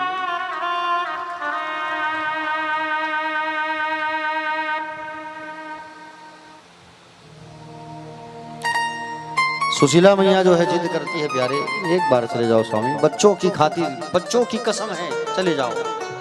सुदामा जी महाराज कहे, अरे सुशीला कैसे जाऊं मैं? जाऊं तो कुछ तो लेके जाना पड़ेगा मुझे, खाली हाथ कैसे जाऊं? स्वामी आप चिंता ना करो, मैं बस अभी कुछ प्रबंध करती हूँ, आप ठहरो ठहरो ठहरो, मैं कुछ प्रबंध करती हूँ आपके लिए। दौड़े दौड़े गए पड़ोसी के पास जा करके कहती है, बहन एक निवेदन है। बोले मेरे स्वामी अपने मित्र से मिलने जा रहे हैं, और मिलने जा रहे हैं, आप जो है अपने घर से एक मुट्ठी चावल दे दो मुझे, एक मुट्ठी चावल दे दो। सुशीला तो पहले का तो कुछ लौटाई नहीं है, मैं कैसे तुझे दूं? चल जा, नहीं है मेरे यहाँ। दूसरे पड़ोसी के यहाँ गई, उधारी में चावल मांगने लगी, एक मुट्ठी चावल दे दो बहन, मेरे स्वामी मिलने जा रहे हैं मित्र से, आएंगे तो सब लौटा दूंगी, मूल ब्याज सहित दे दूंगी। 4-5 घर से 4-5 प्रकार का अलग अलग चावल, मोटा चावल, टूटा चावल, पतला चावल, 5 मुट्ठी चावल लेके आई, फटे पुराने एक कपड़े में बांधती है, और फटे पुराने कपड़े को फाड़ करके बांध करके दे देती है स्वामी को। स्वामी आप इसे ही लेकर के चले जाओ। आपके जो सखा हैं वो बड़े समझदार हैं, और उस अन्न के दाने को ही बांध करके जब बांधती है सुशीला मैया कपड़े में, तब कहती है, हे ठाकुर महीना में 2 एकादशी होता है ना, अरे मेरे यहाँ रोज एकादशी रहता है प्रभु, इस भाभी की पुकार को सुन लेना। बांध करके दे देती है स्वामी को, और स्वामी को बांध करके दे देती है, और स्वामी जो है उसे लेकर के जाने लगे। डंडा पकड़ा है, कई दिनों से खाए पिए नहीं हैं, भूखे प्यासे। आज सुदामा जी महाराज निकल पड़े हैं। प्यारे सुदामा जी महाराज जा रहे हैं अपने सखा से मिलने के लिए, लेकिन चरण में पादुका नहीं है, पैरों की बिवाई फटी हुई है, दुर्बल शरीर है, और दुर्बल शरीर डंडा का सहारा है, और डंडा का सहारा लेकर के सुदामा जी महाराज जाने लगे। प्यारे सुदामा जी निकल गए अपने मित्र से मिलने के लिए। प्यारे भक्तजन, सुदामा जी महाराज जैसे ही घर से निकले हैं, और घर से जैसे निकले हैं, सुदामा जी महाराज पैदल जा रहे हैं। धोती जो है 20 जगह से फटा है, सिर ढकने को वस्त्र नहीं, टोटी सी छड़ी है प्यारे, लेकिन मस्तिष्क से ब्रह्म तेज झलक रहा है इसके। बताइए, सुदामा कृष्ण मिलन की कामना है, गोविंद की दर्शन की दिव्य अभिलाषा है।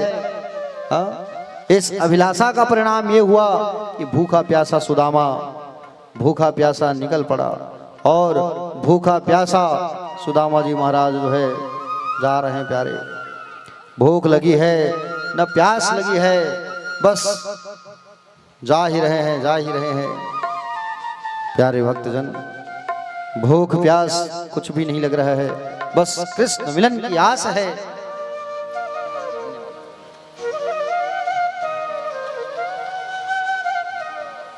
कृष्ण मिलन की आस है प्यारे, और सुंदर भगवान से मिलने के लिए निकल पड़े सुदामा जी महाराज। जाते जाते मन में विचार कर रहे हैं और कहते हैं, कोई घन श्याम से कह दो तुम्हारा यार आया है, तुम्हारा यार आया है।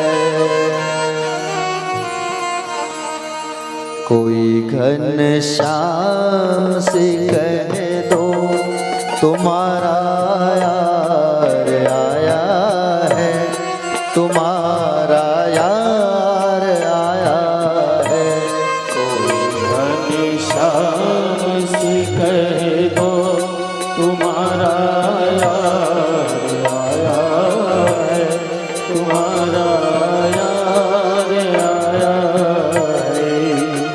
घनश्याम से कह दो तुम्हारा यार आया है, तुम्हारा यार आया है।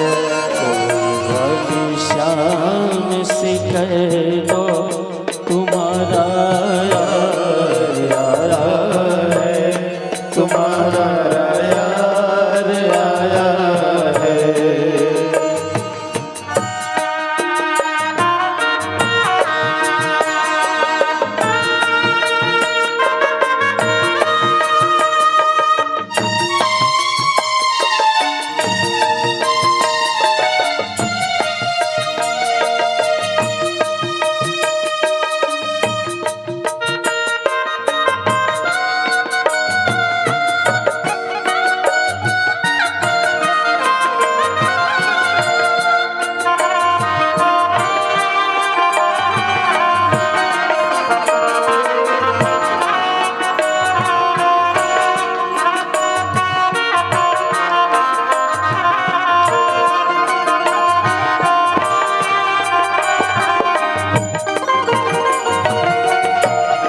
सुदामा नाम है मेरा, सखा घनश्याम है मेरा। सुदामा नाम है मेरा, सखा घनश्याम है मेरा। सुदामा नाम है मेरा, सखा घनश्याम है मेरा। सुदामा नाम है मेरा, सखा घनश्याम है मेरा। न घबराओ कहो जाकर, किया है द्वार पर डेरा। न घबराओ कहो जाकर, दिया है द्वार में डेरा। रहे हैं साथ में कुछ दिन, वही अधिकार लाया हूँ, तुम्हारा यार आया है। कोई घनश्याम से कह दो तुम्हारा यार आया है, तुम्हारा यार आया है।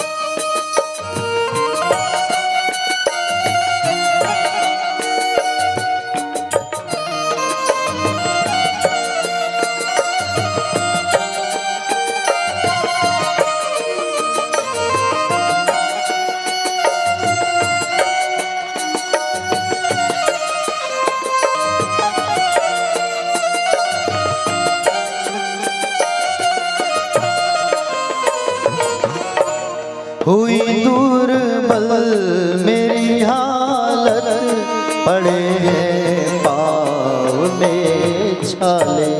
हुई दुर्बल मेरी हालत, पड़े हैं पाँव में छाले।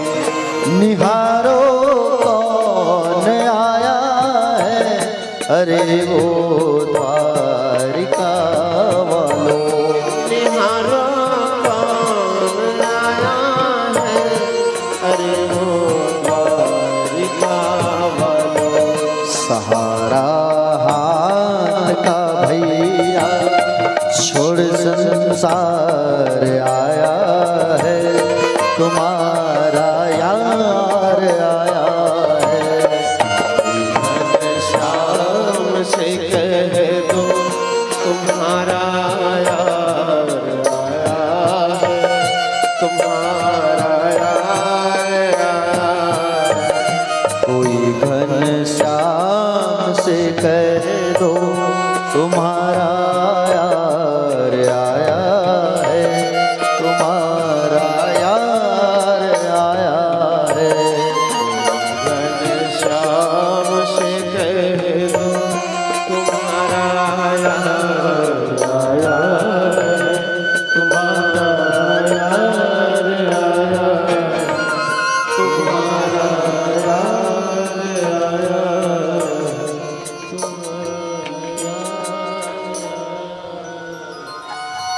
बोले भक्तवत्सल भगवान की जय। आज सुदामा जी महाराज डंडा पकड़े हुए हैं और निकल पड़े प्यारे। पैदल चल रहे हैं, भूख लगती है, प्यास लगती है, जिंदगी अब उदास लगती है। कैसे आऊं मैं द्वारिका तेरी, अब भी आस भी अब निराश लगती है, आस भी अब निराश लगती है कन्हैया। भूखे प्यासे सुदामा जी महाराज निकल पड़े, भूखे प्यासे निकल पड़े हैं।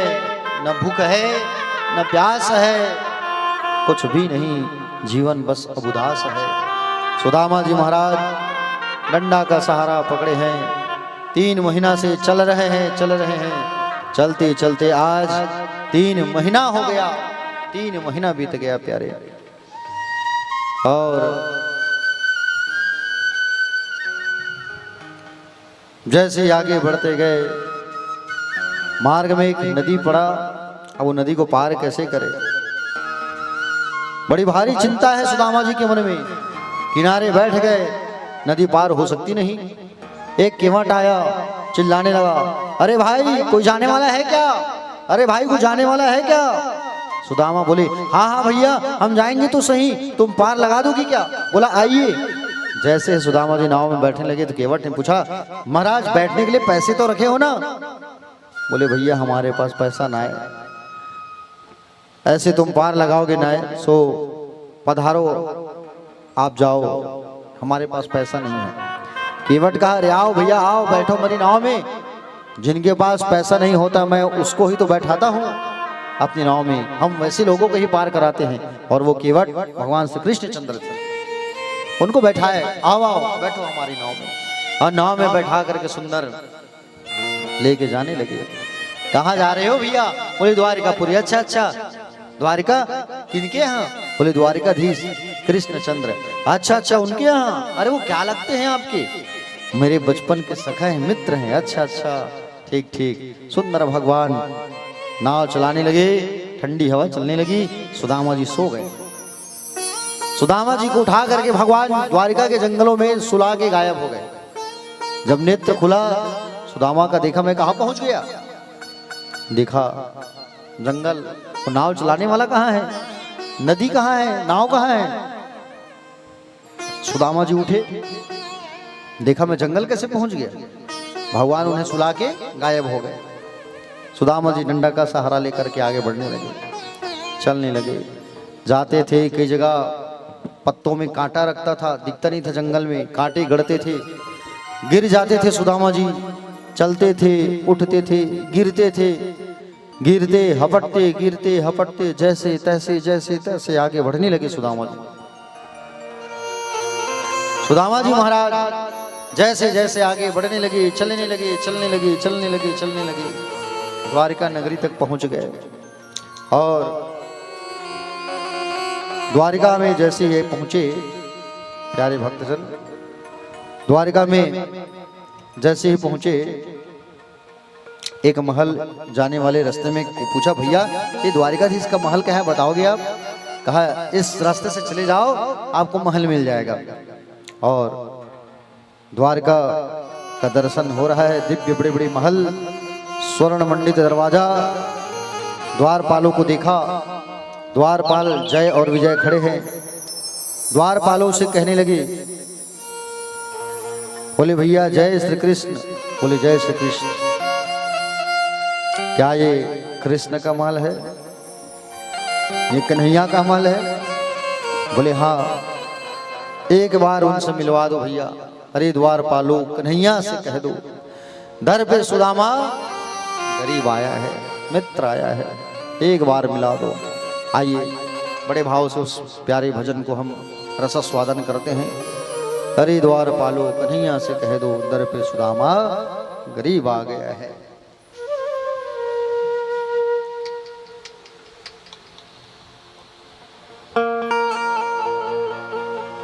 मैं अपनी जिंदगी भी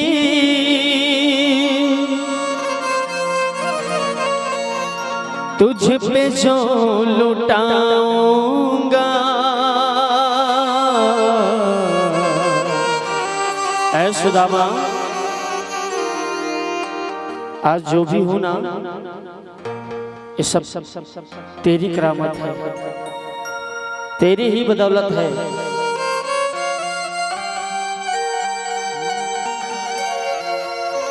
मैं अपनी जिंदगी भी तुझे पे लौटाऊंगा,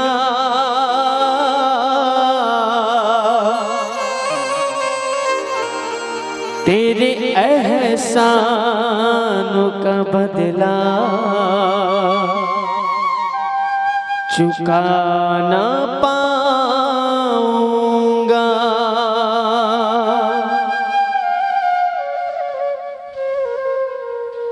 ऐ मेरे कृष्ण, एक ऐसी लीला है प्रभु आपकी,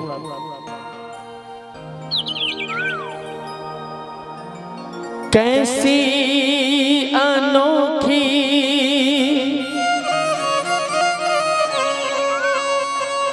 ये श्याम कहानी,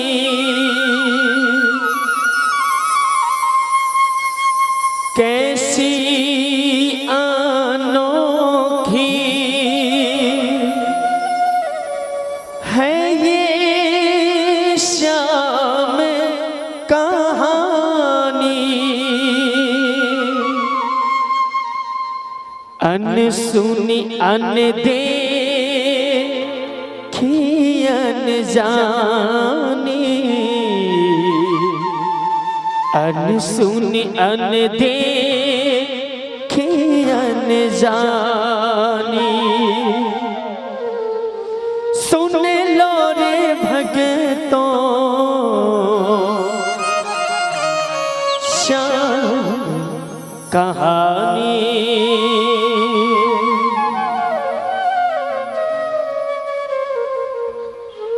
गरीबी से बुरा हाल, धर्म पत्नी के बार बार कहने पर सुदामा जी ना चाहते हुए अपने बचपन के मित्र श्री कृष्ण से मिलने चला। द्वारिकाधीश के महलों के अंदर जाने का प्रयास किया तो द्वारपालों ने रोका। किधर जाता है? फिर सुदामा जी ने बड़े विनम्रता भाव से हाथ जोड़कर कहने लगे, देखो देखो ये गरीबी का तेरे दर पर फरियाद लेकर आया हूँ, और बचपन का तेरा श्याम यही आस लेकर आया हूँ।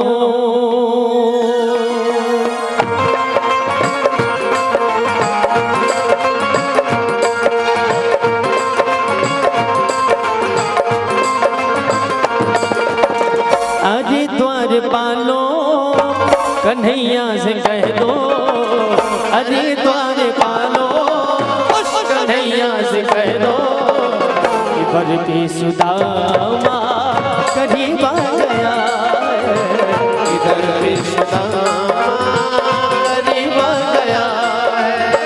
भटकती भटकती न जाने कहाँ से, भटकते भटकते न जाने कहाँ से, तुम्हारे महल पे करीब आ गया, तुम्हारे महल के करीब आ गया।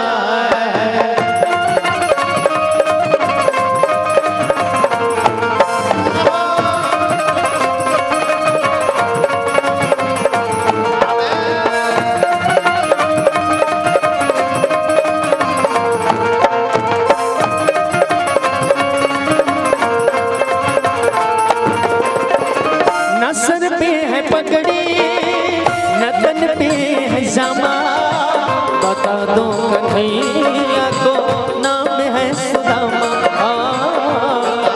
कन्हैया को नाम है सुदामा, बता दो कन्हैया को नाम है सुदामा। कन्हैया को नाम है सुदामा।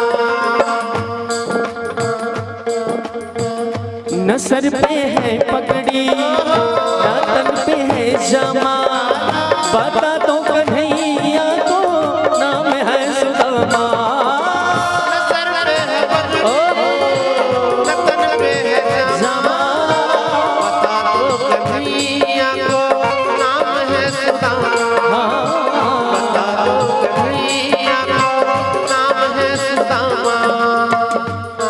और ऐ सुदामा, भगवान बड़े प्रेम भाव से सुदामा जी को कहने लगे, मैं कितना तन्हा था ऐ दोस्त एक तेरे बिना, तेरा दिल भी खाली था, हाँ तेरा दिल भी था खाली खाली, एक मेरे बिना। हाँ तू जो मिला ऐसा लगा, तू जो मिला ऐसा लगा, बिखरा हुआ सपना सजा, बिखरा हुआ सपना सजा। और ऐ सुदामा, ये दोस्ती तेरे दम से है, ये दोस्ती तेरे दम से है, दोस्ती तेरे दम से है, ये दोस्ती तेरे दम से है। तू जिंदगी हाँ जिंदगी कसम से है, ये रोशनी तेरे दम से है, सारी खुशी तेरे दम से है, दोस्ती तेरे दम से है, सारी खुशी तेरे दम से है। न सर पे है पगड़ी न तन पे है जामा, बता दो कन्हैया को नाम है सुदामा। बता दो कन्हैया को नाम है सुदामा। नजर में है पगड़ी न तन पे है जामा, बता दो कन्हैया को नाम है सुदामा। सर पे है पगड़ी, तन पे है जामा, जामा बता दो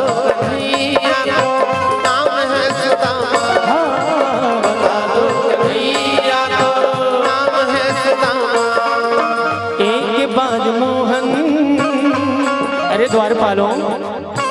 अरे एक झलक मेरे कन्हैया को तो देखने दो, एक झलक देख लो, कहीं से दिखा दो, मैं चला जाऊंगा। एक बार मोहन से जा कर के कह दो, एक बार मोहन से जा कर के कह दो, इधर भी सुदामा करीब आ गया है, घर पे सुदामा करीब आ गया है।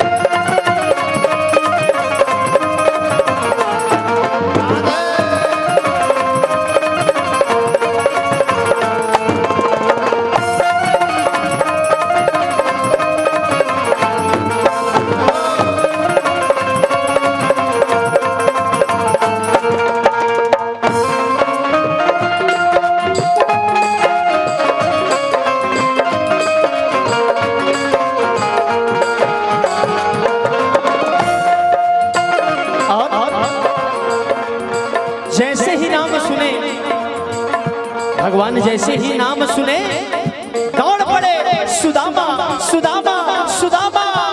कहीं पे मटके गिर रहे हैं तो कहीं पे कुंडल गिर रहे हैं भगवान के। ऐसे है पागल सुदामा के प्रेम में। बोले वो सुनते ही दौड़े चले आए मोहन, लगाया गले से सुदामा को मोहन। सुदामा सुदामा लगाया गले से सुदामा को मोहन।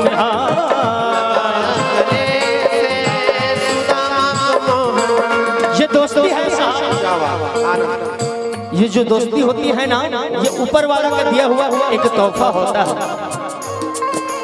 और दोस्ती में ऐसी छोटी मोटियां इम्तिहान सबको देना पड़ता है। जैसे साक्षात प्रभु सुदामा के लिए इम्तिहान देना पड़ा।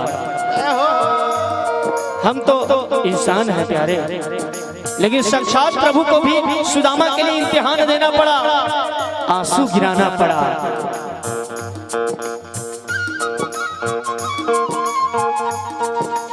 इसलिए भगवान सुदामा से कहते हैं, दोस्ती इम्तिहान लेती है, दोस्ती इम्तिहान लेती है, दोस्ती इम्तिहान लेती है, दोस्ती इम्तिहान लेती है। दोस्तों की जान,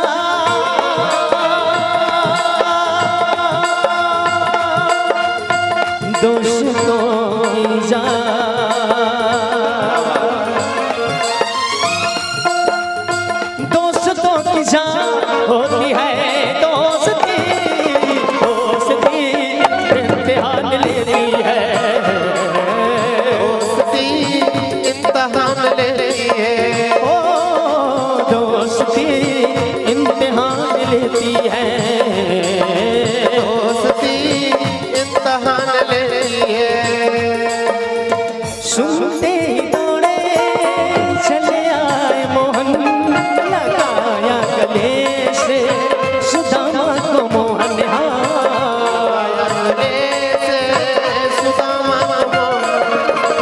वो सुनते ही दौड़े चले आए मोहन, लगाया गले से सुदामा को मोहन। सुनते ही दौड़े चले आए मोहन, लगाया गले से सुदामा को सुदामा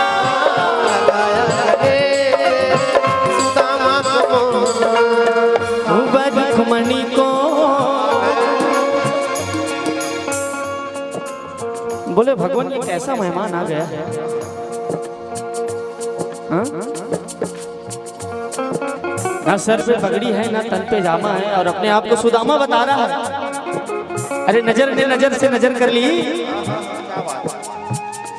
रुक्मणी मैया भगवान से कह रहे हैं, बात नहीं कर रहे होंगे, नजर ने नजर से नजर कर ली, रहे दोनों खामोश पर दोनों बातें कर ली। बोले भगवान ये कैसा मेहमान आ गया है, हाँ? ना सर पे पगड़ी है ना तन पे जामा है। सुदामा बता रहा है अपना नाम। मैया को अचंभित लगा, भगवान से बोले हाँ हुआ रुक्मणी से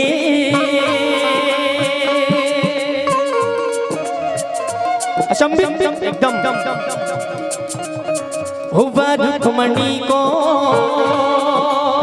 बहुत ही अचंभा, मेहमान कैसा अजीबा गया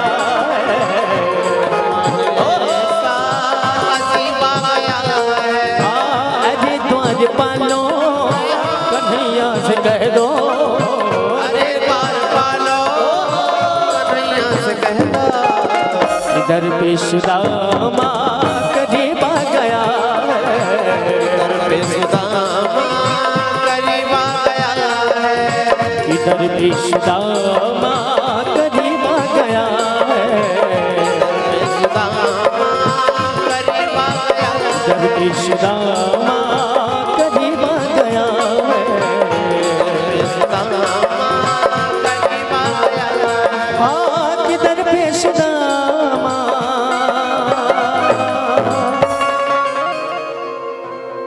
एक फूल तेरे,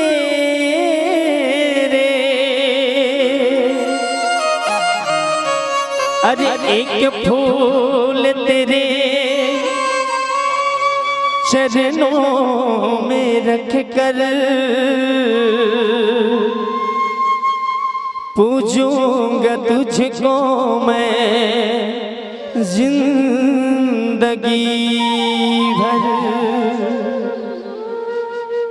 मालिक दुआएं देना,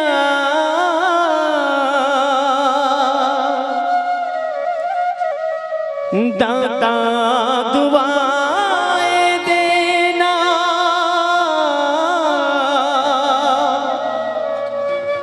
मुझको हमेशा मेरे आंसू कहे, मेरी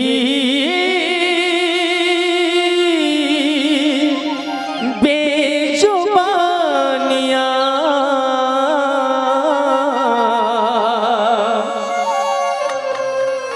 तेरी मेहरबानियाँ, तेरी कदरदानियाँ, कुर्बान तुझ पर मेरी कई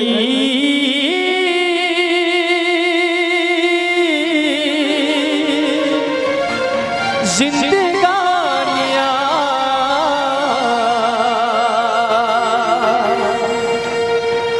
बोल बचपन के मित्र कृष्ण और सुदामा की राधे राधे। श्याम से मिलावे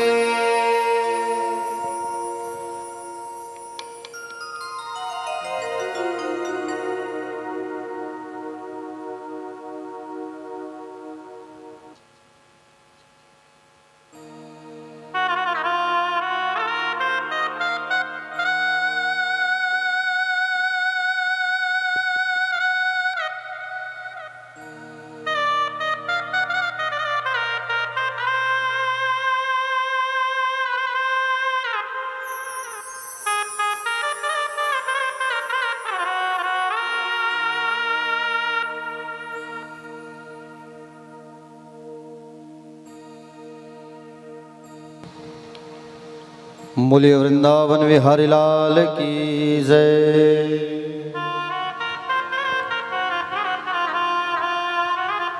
प्यारे भक्तजन, सुदामा जी महाराज जैसे ही वहां पहुंचे द्वार पर, और द्वार पर जैसे ही पहुंचे द्वारपालों से कहा कि जय श्री कृष्ण भैया। बोले जय श्री कृष्ण।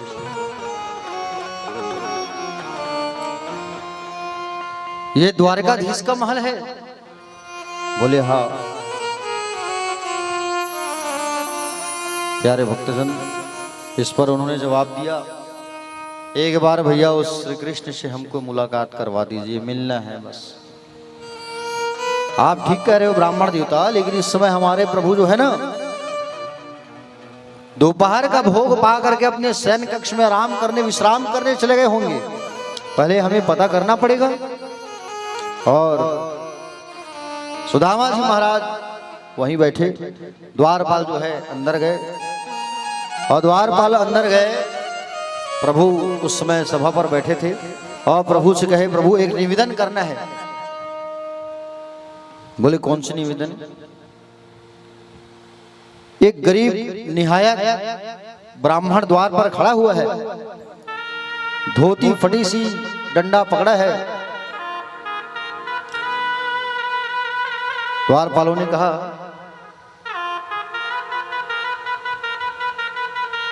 शीश पगा न जगातन पे, प्रभु जाने को आहे बसे के ही ग्रामा, धोती फटी सी लटी दुपटियारो, पाया पानह की न हिसामा, द्वार खड़ियो द्विष दुर्बल एक,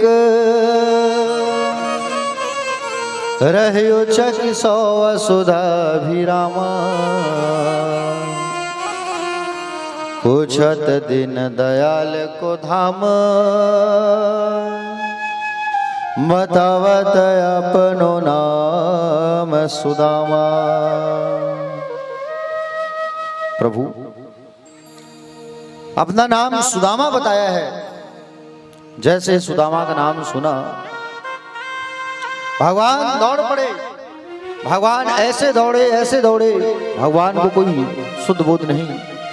भगवान अपनी चरण पादुका को पहनना भूल गए। कुंडल कान का गिर गया, दुपट्टा गिर गया, होश नहीं। भगवान दौड़े जा रहे हैं। और भगवान दौड़े जाने लगे। जैसी देखा दरवाजे पे मेरा मित्र खड़ा है ब्राह्मण सुदामा, जाकर के गले से लगा लिया सुदामा को। मित्र को गले से लगा के रोने लगे, मित्र मुझे एक बार सूचना देते तो मैं ही रथ लेके आता तुमको लेने के लिए। आओ मित्र अंदर आओ, खड़े मत रहो, यहाँ चलो। सुदामा जी महाराज को पकड़ करके जैसे ही अंदर लेके आने लगे, भारी सभा के लोग देखने लगे, ये कैसा अजीब मित्र है भगवान का, ये कौन है व्यक्ति जो आया है भगवान सहारा देके लेके आ रहे हैं, ये कैसा है ये। और जैसे पूरी सभा में जब लेकर के आए, भगवान अपने सोने के सिंहासन पर सुदामा को विराजमान करवाए और सोने के सिंहासन पर जैसे ही बैठाए, भगवान श्री कृष्ण चरणों को पकड़ करके बैठ गए और भगवान के नेत्रों से गंगा यमुना की धार बहने लगी। बड़े बड़े कांटे चुभे हुए थे उस पैर पर, उस कांटों को खींच करके निकालने लगे भगवान। भगवान अपने नेत्रों के आंखों के आंसुओं से ही चरण प्रक्षालन करने लगे। ऐसे बेहाल बेवाइन सुपग, कंटक जाल लगे पुनि जोए, हाय महादुख पायो सखा तुम, आए तना कित दीन खोए। देखी सुदामा की दीन दशा,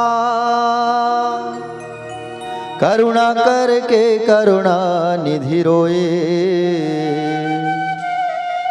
पानी परत को हाथ छुयो नहीं, ननन के जल सुपग धोए।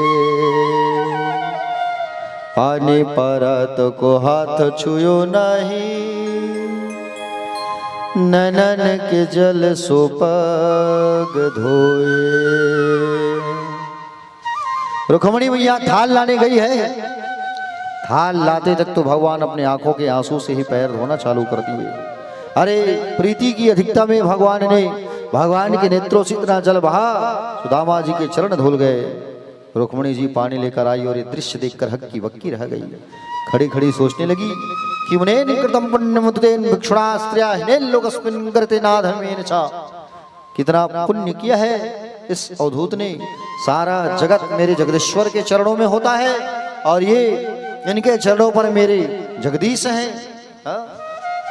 सुदामा जी को आरती पूजन किया गया, स्वागत किया गया। आरती पूजन करने के बाद, स्वागत करने के बाद उनको सुंदर नहलाया गया, वस्त्र आदि भेंट किया गया और भगवान सीधे अपने कमरे पर ले आए। और कमरे पर लाने के बाद सुंदर भगवान जो है 56 प्रकार का व्यंजन, 56 प्रकार का भोग सुदामा के सामने रखा गया है यहाँ। और जैसे ही 56 प्रकार का भोग सुदामा के सामने रखा गया, प्यारे सुदामा जी सोचने लगे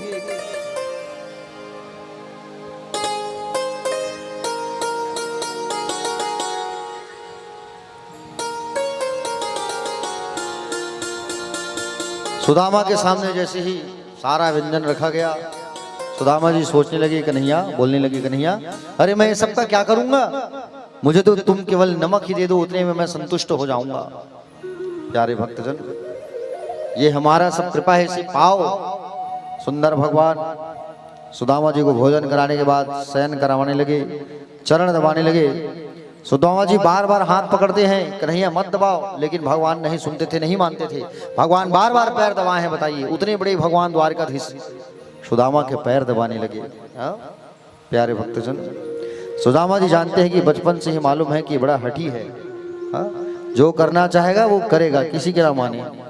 रुक्मणी जी ने देखा जब मेरे स्वामी चरण सेवा कर रहे हैं तो मुझे भी सेवा करना चाहिए। रुक्मणी जी सुंदर अपने साड़ी की पल्लों से ही पंखा झेलने लगी और एक किनारे खड़े होकर के पंखा दे रही है। देवी परच पर्यचरत साक्षात मर व्यजनेन वै। प्यारे देखो तो इस अवधूत के ठाठ साक्षात लक्ष्मी जिसे पंखा झेल रही है, साक्षात लक्ष्मीपति जिसके चरण दबा रहे हैं। संसार में इससे बड़ा संपन्न और कौन हो सकता है।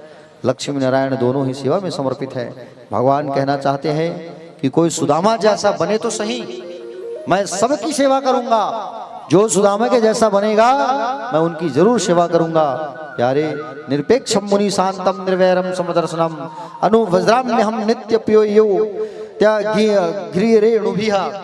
प्यारे भगवान तो उसकी चरण रज में स्नान करने को तैयार है, कोई निरपेक्ष बन करके तो देखे। भगवान तो कहते हैं कि कोई मेरे तरफ एक कदम बढ़ा करके आए तो मैं उनकी तरफ 60 कदम बढ़ा करके आने के लिए तैयार हूं। लेकिन कोई आए तो सही, कोई मेरी पूजा करे तो सही, कोई मेरे नाम का जाप करे तो सही। भगवान तो स्वयं चाहते हैं कोई एक कदम बढ़ करके आए तो मैं 60 कदम 60 पग बढ़ा करके खुद दौड़ करके आऊं। भगवान की प्रतिज्ञा है प्यारे। प्यारे भक्तजन, अचानक भगवान चरण दबाते दबाते पूछे, मित्र बहुत वर्षों के बाद आज आपके दर्शन हुए हैं, अब पहले तो ये बताओ विवाह हो गया कि नहीं। अब भगवान तो चाहते हैं कि दोनों मित्र उसी बचपन की अवस्था पहुंच जाए जहां गुरुकुल में खूब हास परिहास किए थे, और बचपन का मित्र बुढ़ापे में मिल गया तो बुढ़ापा भी उस समय भूल जाते हैं, वहां सारा बचपन आंखों में नाचने लगता है। प्यारे भक्तजन, आप विरक्त पूर्ण बातें किया करते हैं, आपकी अनुकूल कोई पत्नी मिली कि नहीं मिली। सुदामा जी कहे, बोले हाँ कन्हैया, तुम्हारी भाभी है, नाम है सुशीला। अच्छा अच्छा, तब तो जरूर भाभी ने मेरे लिए कुछ न कुछ भेजा होगा। और जैसे भेजा होगा कहे सुदामा जी छुपाने लगे, और सुदामा जी छुपाने लगे। भगवान ने देख लिया, भगवान छीनने लगे, और भगवान जब छीनने लगे प्यारे तो भगवान छीन करके उसे उस पोटली को खोले, और पोटली को खोल करके भगवान ने देखा। क्या देखा प्रभु ने देखा कि बोले उसमें चावल के दाने हैं। आहा हा हा, भगवान देख रहे हैं, और भगवान देखते देखते बड़े मुस्कुराने लगे। प्यारे भक्तजन, एक मुट्ठी प्रभु ने जैसे अपने मुख पर डाला और डाल करके कह दिया कि आज स्वर्गलोक की सुख की संपत्ति मैं सुदामा को देता हूँ। दूसरी मुट्ठी जैसे डाला भगवान ने मुख में, मन में संकल्प कर लिया, एक पृथ्वी के छत्र सम्राट को जो सुख मिलता है मैं सुदामा को दूंगा। तीसरी मुट्ठी जैसी खाना चालू किया तो मैया ने रोक लिया। बोले प्रभु, कच्चे चावल खाओगे तो पेट में दर्द हो जाएगा, मैया जो है इशारे इशारे में बोली, बोले बड़े प्रेम बरस रहा है आपके ऊपर, इनके ऊपर इशारा में कह रही है। हाँ, ब्राह्मणों के ऊपर बड़ा प्रेम बरसाते हो आप। तो भगवान ने भी इशारा में कह दिया आंखों आंखों में। एक वो भी ब्राह्मण था, उसके ऊपर भी मैंने तरस खाया था, जो तुम्हारा चिट्ठी लेके आया था। हाँ? है कि नहीं? वो भी तो ब्राह्मण था, और उसका भी मैं उसके ऊपर भी तरस खा के मैं तुम्हारी ओर दौड़ा आया। तो ब्राह्मणों की मैं तो हमेशा सेवा करता हूँ। प्यारे भक्तजन, इस तरीके से भगवान जो है 2 मुट्ठी चावल खाए, स्वर्गलोक की सुख की संपत्ति सुदामा को दिया, और विश्वकर्मा को कह दिया कि सुदामा के लिए सुंदर स्वर्ण की नगरी बना दो, घर सुंदर चकाचक बना दो। हाँ? उसके बाद भगवान के पास सारी पत्नियां पहुंची। भगवान ने इशारा किया, चलो सब सुदामा का प्रणाम करो। भगवान की जितनी पत्नियां थी सब सुदामा जी का प्रणाम करने लगे। प्रणाम महाराज जी, मैं रुक्मणी हूँ, आशीर्वाद कल्याणमस्तु। प्रणाम महाराज जी, मैं जामवंती हूँ, खुश रहो। प्रणाम महाराज जी, मैं सत्यभामा, खुश रहो, मस्त रहो। ऐसे ऐसे करके 300 से 400 पत्नियां आ करके आशीर्वाद ले लेके चली गई। भगवान ने पूछा, भगवान से पूछा सुदामा जी ने, कन्हैया कितनी शादी की है तुमने? एक भी शादी में नहीं बुलाया आप हमें। अरे एक शादी में तो बुला लेते आप। तो भगवान ने कहा, क्या बताऊं मित्र, जितनी शादी मेरी हुई है सब हड़बड़ी में हुआ है। भगवान जो है सुंदर उनके साथ बैठने लगे, बचपन की बात याद करने लगे। कन्हैया बोले, हम एक बार लकड़ी तोड़ने गए थे और ईंधन लाने गए थे, इतने पानी में हम सब लकड़ी लेकर के आए तो गुरुजी ने आशीर्वाद दिया था कि बोले तुम मेरे द्वारा जो दी गई विद्या है तुम कभी नहीं भूलोगे। ऐसा सुंदर सुदामा जी महाराज एक रात निवास किए। एक रात रहने के बाद सुदामा जी महाराज अपने पोरबंदर वापस आए, और जैसे वापस पहुंचे तब क्या देखा कि वहां पर सोने की नगरी बनी हुई है। घर को नहीं पहचान पाए। पत्नी ने देखा मेरे स्वामी आ गए, दौड़ करके आ गई। स्वामी ने देखा रंग बिरंग की साड़ी पहनी है सुशीला, और सोने चांदी से लदी हुई है, और तरह तरह के आभूषण पहनी हुई है। सुदामा जी महाराज सुशीला मैया को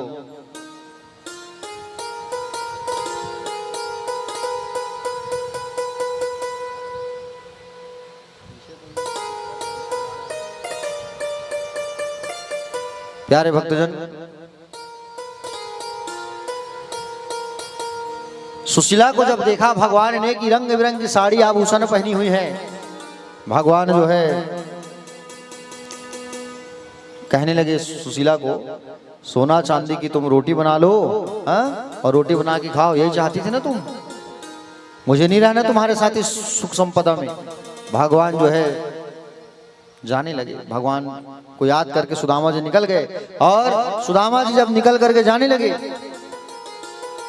तो भगवान प्रकट हो गए, और भगवान प्रकट होकर के कहे, सुदामा मैंने जो तुम्हें प्रदान किया है मेरी इच्छा से दिया है, तुम इसका उपभोग करो। ऐसा सुंदर भगवान ने सुदामा जी को आदेश किया, और सुदामा जी परम उस वैभव का भोग प्राप्त करके परम पद धाम को भगवान के पास चले गए। सुदामा जी बोले, भक्तवत्सल भगवान की, गोविंद भगवान की।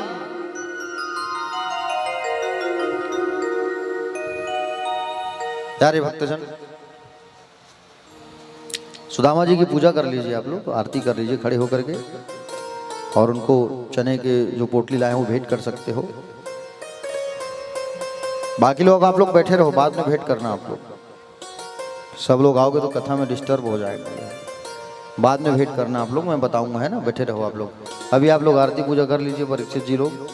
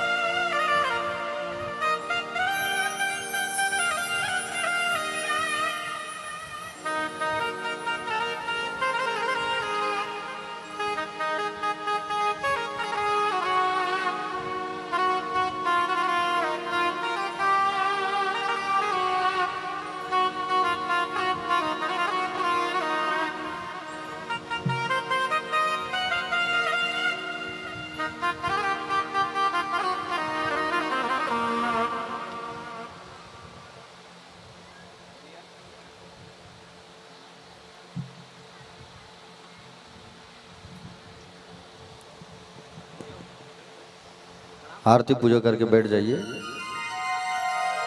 जो भेंट करना है कर दीजिए सुदामा जी को।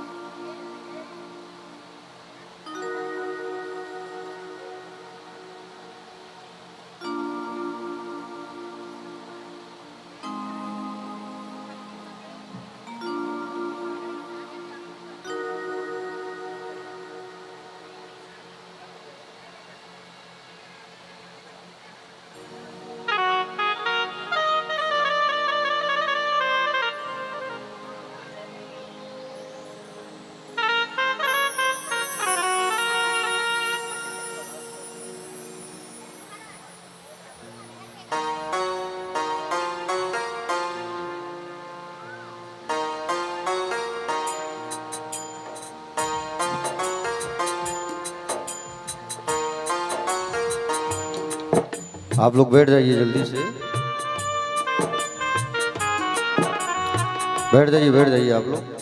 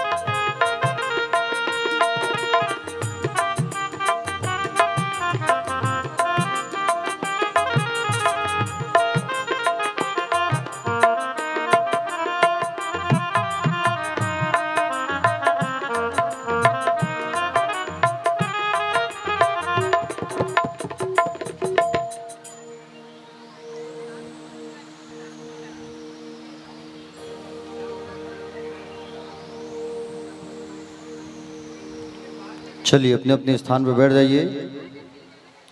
बोले वृंदावन विहारी लाल की जय।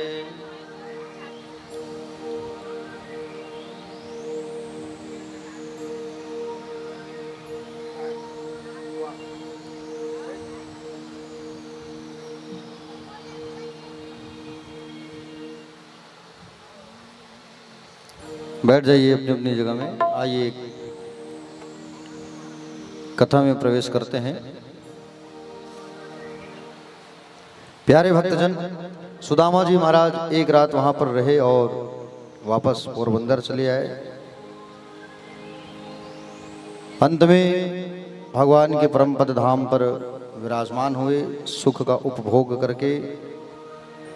आज ब्रजमंडल के पूरे 100 वर्ष हो गए। कुरुक्षेत्र जिसे हम शम तपचक्र कहते हैं, उसमें सूर्य ग्रहण के पावन अवसर पर भगवान श्री कृष्ण के पिता वसुदेव जी महाराज ने अद्भुत यज्ञ किया है। प्यारे, वसुदेव जी महाराज ने सुंदर अद्भुत यज्ञ जब किया तो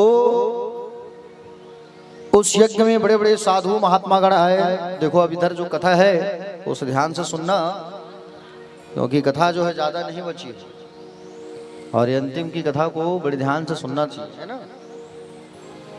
भगवान श्री कृष्ण के पिता ने यज्ञ करवाया, उस यज्ञ में सब पधारे और यज्ञ के किनारे किनारे सबके रहने के लिए सुंदर तंबू बनाया गया था। पांडव गण आए, कुंती मैया आई, वृंदावन से राधा रानी गोप ग्वाल आए, नंद रानी और नंद बाबा भी पधारे उस यज्ञ स्थल पर। प्यारे, भगवान समस्त पत्नियों को लेकर के वहां पधारे। मैया यशोदा और नंद जी वहां आए। माँ यशोदा को जब मालूम चला कि द्वारिका नाथ भी यहाँ आए हुए हैं, और जब मालूम चला कि द्वारिकाधीश यहाँ आए हैं और द्वारका नाथ जी जब आए हैं वहां, जब मालूम चला तो माँ यशोदा जो है, जब मालूम चला कि द्वारिका नाथ जी आए हैं तो माँ यशोदा उस स्थान में खोजने लगी। कन्हैया कन्हैया कन्हैया कह कह करके पुकारने लगी। भगवान तंबू में शयन कर रहे थे, मालूम चला अरे ये तो मेरी मैया का आवाज है। तंबू की बाजू से जा रही थी, भगवान उठ करके आए और यशोदा मैया को आकर के माँ को प्रणाम किया, गले से लगाया। माँ बाहर निकले, यशोदा मैया के चरणों में गिर गए। मैया ने तुरंत उठा करके अंक में भर लिया। आज लाला को निहार कर मैया कृतार्थ हो गई, धन्य हो गई। कन्हैया की समस्त बहुओं ने, पत्नियों ने मां से आशीर्वाद लिया। लाला की नाती बेटा सबसे मिलती है। प्यारे, आज कृष्ण पत्नियां जब द्रौपदी से मिली तो द्रौपदी ने जो प्रश्न किए, सबसे पूछने लगी कि तुम सबका विवाह कैसे हुआ है। द्रौपदी पूछ रही है, पांडवों की पत्नी। प्यारे, कृष्ण पत्नियों को जब मालूम चला कि राधा रानी भी आई है यज्ञ में, तो राधा रानी के लिए एक सोने के लोटे में दूध लेकर के जाने लगे। और राधा जी से जब मुलाकात करने के लिए गए तो 7 रास्तों को पार करना पड़ा। 7 उनके अनुयायी, उनकी सेविका दासियां खड़ी थी। जब मुख्य द्वार पर गए तो इतनी सुंदर लग रहे थे और कहने लगे क्या यही है क्या? राधा जी आप हो? बोले राधा जी अंदर है। जब अंदर गए तो ललिता विशाखा को देखा तो कहा कि आप हैं? बोले नहीं अंदर। चित्रलेखा इंदु भुआ को देखा तो बोले नहीं। तुंग विद्या को देखा तो बोले नहीं, राधा जी ये है। राधा जी को जब देखा, इतनी सुंदरता राधा जी के अंदर, कोई बनावटी नहीं, जो सौंदर्य प्राकृतिक तेजस्विता, एक तेजस्वी है, तेजस्विता है उनके अंदर। और प्यारे, राधा रानी का सुंदर दर्शन, राधा रानी ने सुंदर दर्शन किया राधा रानी का।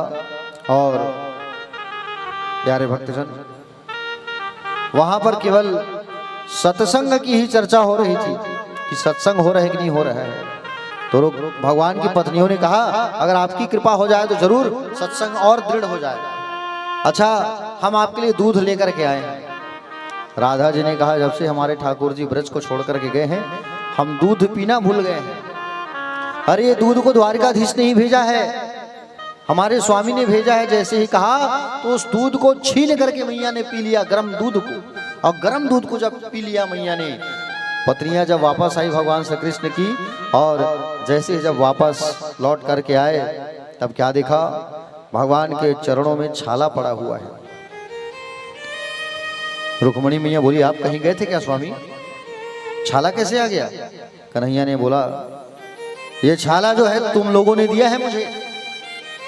हाँ, तुमने दिया है। किशोरी राधा को तुमने जो गरम गरम दूध पिलाया, उनके हृदय में ही मेरे चरणों का वास है। उनके हृदय में गरम दूध पहुंचा और मेरे चरणों पर पड़ा और मेरे चरणों में छाला पड़ गया। रुक्मिणी मैया जो है पश्चाताप करने लगी, गदगद हो गई। वाकई में अब मालूम चला कि राधा और कृष्ण अलग नहीं है। राधा कृष्ण स्वरूपाम वै श्री राधा कृष्ण स्वरूपिणम। राधा और कृष्ण एक ही है, नाम अलग है लेकिन चीज एक ही है प्यारे। आज जब देखा तो मैया जो है गदगद हो गई देख करके। प्यारे भक्तजन, आज भगवान श्री सुखदेव जी महाराज बताते हैं कि तुम्हारे दादा और दादी का शादी कैसे हुआ था। परीक्षित जी को कहा। दादा कौन? अर्जुन। दादी कौन? सुभद्रा। सुभद्रा का बेटा अभिमन्यु, अभिमन्यु का परीक्षित। तब कहा कि तुम्हारी दादी का जो शादी है ना, तुम्हारे बड़े दादा, बोले तुम्हारे जो नाना है, बड़े नाना बलदाऊ जी, वो दुर्योधन के साथ करना चाहते थे। दुर्योधन के साथ करना चाहते थे सुभद्रा का विवाह, भगवान की बहन। और ये बात भगवान को पसंद नहीं था। भगवान ने अर्जुन को कहा तुम त्रिदंडी स्वामी का वेश बना के आना, भोजन करनी और मेरी बहन को हरण करके लेके जाना। जब वो आए, भगवान भोजन परोसने लगे। दाऊ जी भैया उसी समय राजकाम के कार्य से सभा में चले गए। भगवान भी वहां से गए और अर्जुन को इशारा किया कि तुम लेके चल जाओ, रथ बाहर खड़ा है। और भगवान ही अपनी बहन का हरण करवाए हैं, अर्जुन को कह लेके जाओ। और अर्जुन और सुभद्रा का विवाह हुआ। प्यारे भक्तजन, बाद में दाऊ जी भैया को गुस्सा आया कि हमारी बहन का हरण किया। तो बाद में बताया कि बोले वो कोई दूसरा नहीं, अर्जुन ही है। तो ये सब तमाशा करने की जरूरत क्या है, सीधा बताते भैया आप क्रोध में आ जाते, इसलिए अर्जुन को ये लीला करना पड़ा। मैंने ही इस चीज को कहा था उन्हें करने के लिए। प्यारे भक्तजन, आगे भगवान सुखदेव जी से परीक्षित जी ने प्रश्न किया कि बोले प्रभु, देवासुर मनुष्य सूये भजंत शिवम शिवम प्रायस्ते धनिनो भोजा नतु लक्ष्म्या पतिम हरिम। ये बात बताइए, देवताओं में, मनुष्यों में, गंधर्वों में जो लोग भगवान शंकर की उपासना करते हैं वो लोग ज्यादा धनी होते हैं, अमीर होते हैं। और जो नारायण की, लक्ष्मी नारायण की उपासना करते हैं वो गरीब होते हैं। ऐसा क्यों? तब कहे भोलेनाथ जो है बिना सोचे समझे सबको कुछ न कुछ दे देते हैं वरदान। भोले हैं जिनका नाम। और भगवान नारायण जो है पात्रता देखते हैं, ये पात्र है कि नहीं, इसको मिले कि नहीं मिले। समझ रहे हो ना प्यारे भक्तजन। एक बार भस्मासुर जो है, भस्मासुर को जानते हो ना, जिन्होंने वरदान प्राप्त किया था। भोलेनाथ ने वरदान तो दे दिया। उसने कहा कि बोले मैं जिसके हाथ में, जिसके सिर में अपना हाथ रखूं भस्म हो जाए। भोलेनाथ ने वरदान दे दिया और वो भोलेनाथ के ऊपर ही हाथ रखने के लिए दौड़ाया। अंत में भगवान नारायण आए ब्राह्मण का रूप बना करके, कहे कि बोले आप किसे दौड़ा रहे हो भस्मासुर? तो वो कहे कि बोले भोलेनाथ को। अरे वो तो भूत के साथ रहने वाले हैं, पिशाच के साथ में रहने वाले हैं, उनकी बात में यकीन क्यों करते हो तुम? एक बार ट्राई करो अपने सिर में हाथ रख के। और जैसे अपने सिर में हाथ रखा तो वो भस्म हो गया। प्यारे भक्तजन, एक बार भृगु ऋषि ने विचार किया कि तीनों देवताओं में कौन सा देवता बड़ा है। तो ब्रह्मा के पास गए, ब्रह्मा को प्रणाम नहीं किया, क्रोध आ गया।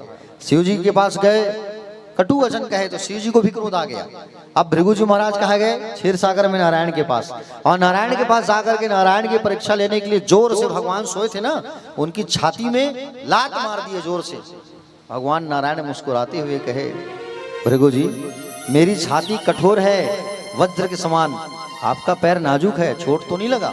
भृगु जी कहे प्रभु आप धन्य हैं, तीनों देवताओं में आप ही श्रेष्ठ हो कह करके भृगु ऋषि ने नारायण को ही श्रेष्ठ कर दिया। प्यारे भक्तजन, आज भगवान के स्वधाम जाने की समय आ गई है। प्यारे भक्तजन, एक दिन की बात है, भगवान जो है अपने बच्चों को समझा रहे थे सभा में बैठा के, देखो बेटा, रूप यौवन संपत्ति प्रभुत्तम विवेकता है एक नर्थाय कि मुयत्र चतुष्टयम। सुंदर रूप का होना, युवावस्था का होना, ज्यादा संपत्ति का होना और सत्ता के मिल जाना, ये चारों में अगर ये एक चीज भी अगर किसी के पास है और वो दिमाग से काम नहीं लेगा तो व्यक्ति अनर्थ किए बगैर नहीं रह सकता। और ये चारों तुम्हारे पास है, सत्ता है, संपदा है, राजा के बेटे हो, सुंदर हो, लेकिन तुम सब हमेशा विवेक से काम लेना, अधर्मी मत बन जाना। भगवान श्री कृष्ण ने कहा इसलिए मैं कह रहा हूं बच्चों तुम सबको, क्योंकि तुम सुंदर हो, रूपवान हो, सबका सम्मान करना, खासकर ब्राह्मणों का विशेष रूप से तुम सम्मान करना। ऐसा कौन कहे? भगवान कहे अपने बच्चों को। ठीक है, भगवान के जो बच्चे हैं ना, वो भगवान की बात को सुन करके हंसी मजाक उड़ाने लगे। भगवान कह रहे हैं कि साधवो हृदय मह्यम, मैं साधु के हृदय में रहता हूँ और मेरे हृदय में साधु का वास होता है, इसलिए साधुओं का सम्मान करना। भगवान के जो पुत्र पौत्र हैं वो हंसी उड़ाने लगे, मजाक उड़ाने लगे। भगवान ने कहा तुम सबको भोगना पड़ेगा। भगवान ने प्यारे एक दिन भगवान की इच्छा से दुर्वासा जी संतों की मंडली लेकर के आए द्वारिका।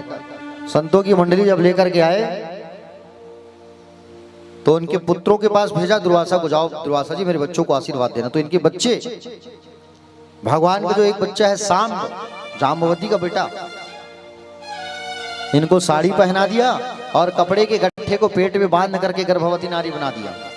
और सब संतों के पास जा जाके प्रणाम करने लगे, पूछने लगे इसके गर्भ से क्या होगा, इसके गर्भ से क्या होगा। सब तो चुप रहे, लेकिन दुर्वासा जी भड़क गए, क्रोध में आके जान गए तुम छल कर रहे हो, छलिया के वंशज हो, जाओ मैं श्राप देता हूं कि तुम्हारे गर्भ से लोहे का मूसल जन्म लेगा और वो लोहे का मूसल तुम सबके विनाश का कारण बनेगा। सारे के सारे बच्चे जो है उग्रसेन के पास आ गए। नाना उग्रसेन आगे सब हाल बताया तो उग्रसेन ने कहा जो लोहे का मूसल निकलने वाला है उसे जाओ समुद्र में घर्षण कर दो। और साड़ी को जब निकाला तो लोहे का मूसल निकला। सब लोग गए समुद्र के पास, उस लोहे के मूसल को घसने लगे तो छोटी छोटी जो कण निकलने लगा लोहा से ना, एरका नाम का नुकीली घास बनते गया। छोटा लोहा जो बचा था ना उसे समुद्र में फेंक दिया और समुद्र में जब फेंक दिया उसे एक मछली निगल लेती है। और उसी समय एक जरा नाम का बहेलिया आया शिकार करने, जाल फेंका, मछली बड़ी, वही मछली फंस गई। मछली को काटा तो वो लोहे का चमकता हुआ लोहा निकला। उस लोहे को अपने बाण पर लगा करके जंगल में भटकने लगा शिकार करने के लिए। इधर जितने भगवान के वंशज थे सब उस नुकीली झाड़ी को उखाड़ करके लड़ाई करने लगे। जितने पुत्र पौत्र थे सब के सब मारे गए, कुछ बचे थे उसमें से। ठीक है, भगवान के कुछ नाती बचे हुए थे, बाकी सब मर गए, क्योंकि दुर्वासा जी ने श्राप दिया था ना सब यदुवंशियों का सर्वनाश हो जाए इस लोहे के मूसल से। और लोहे के मूसल से जो एरका घास निकली थी उसी को उखाड़ करके सब मारने लगे और सबका सर्वनाश होते गया, सबका सर्वनाश हो गया। प्यारे भक्तजन, आज भगवान के पिता वसुदेव को चिंता होने लगा कि मेरे वंश का क्या होगा। नारद जी पधारे और नारद जी जब पधारे तो नारद जी ने पूछा आप उदास क्यों लग रहे हो वसुदेव जी? तब कहे उदास मैं इसलिए लग रहा हूँ प्रभु कि बोले मेरा सौभाग्य देखो, कृष्ण का पिता होना, मथुरा का राजा बनने का सौभाग्य, और आप जैसे संतों का आगमन। अब चौथे पहर में श्वास कब बंद हो जाए, इसलिए आप मुझे उपदेश प्रदान करो। तब नारद जी ने उनको उपदेश प्रदान किया। नारद जी ने उन्हें उपदेश प्रदान किया। उन्होंने पूछा भागवत धर्म क्या है? तब सुंदर बताया राजा को बताया नारद जी ने कि जो आप प्रश्न कर रहे हो वही प्रश्न को राजा जनक ने एक बार किया था जब उनके यहाँ 9 योगेश्वर पधारे थे।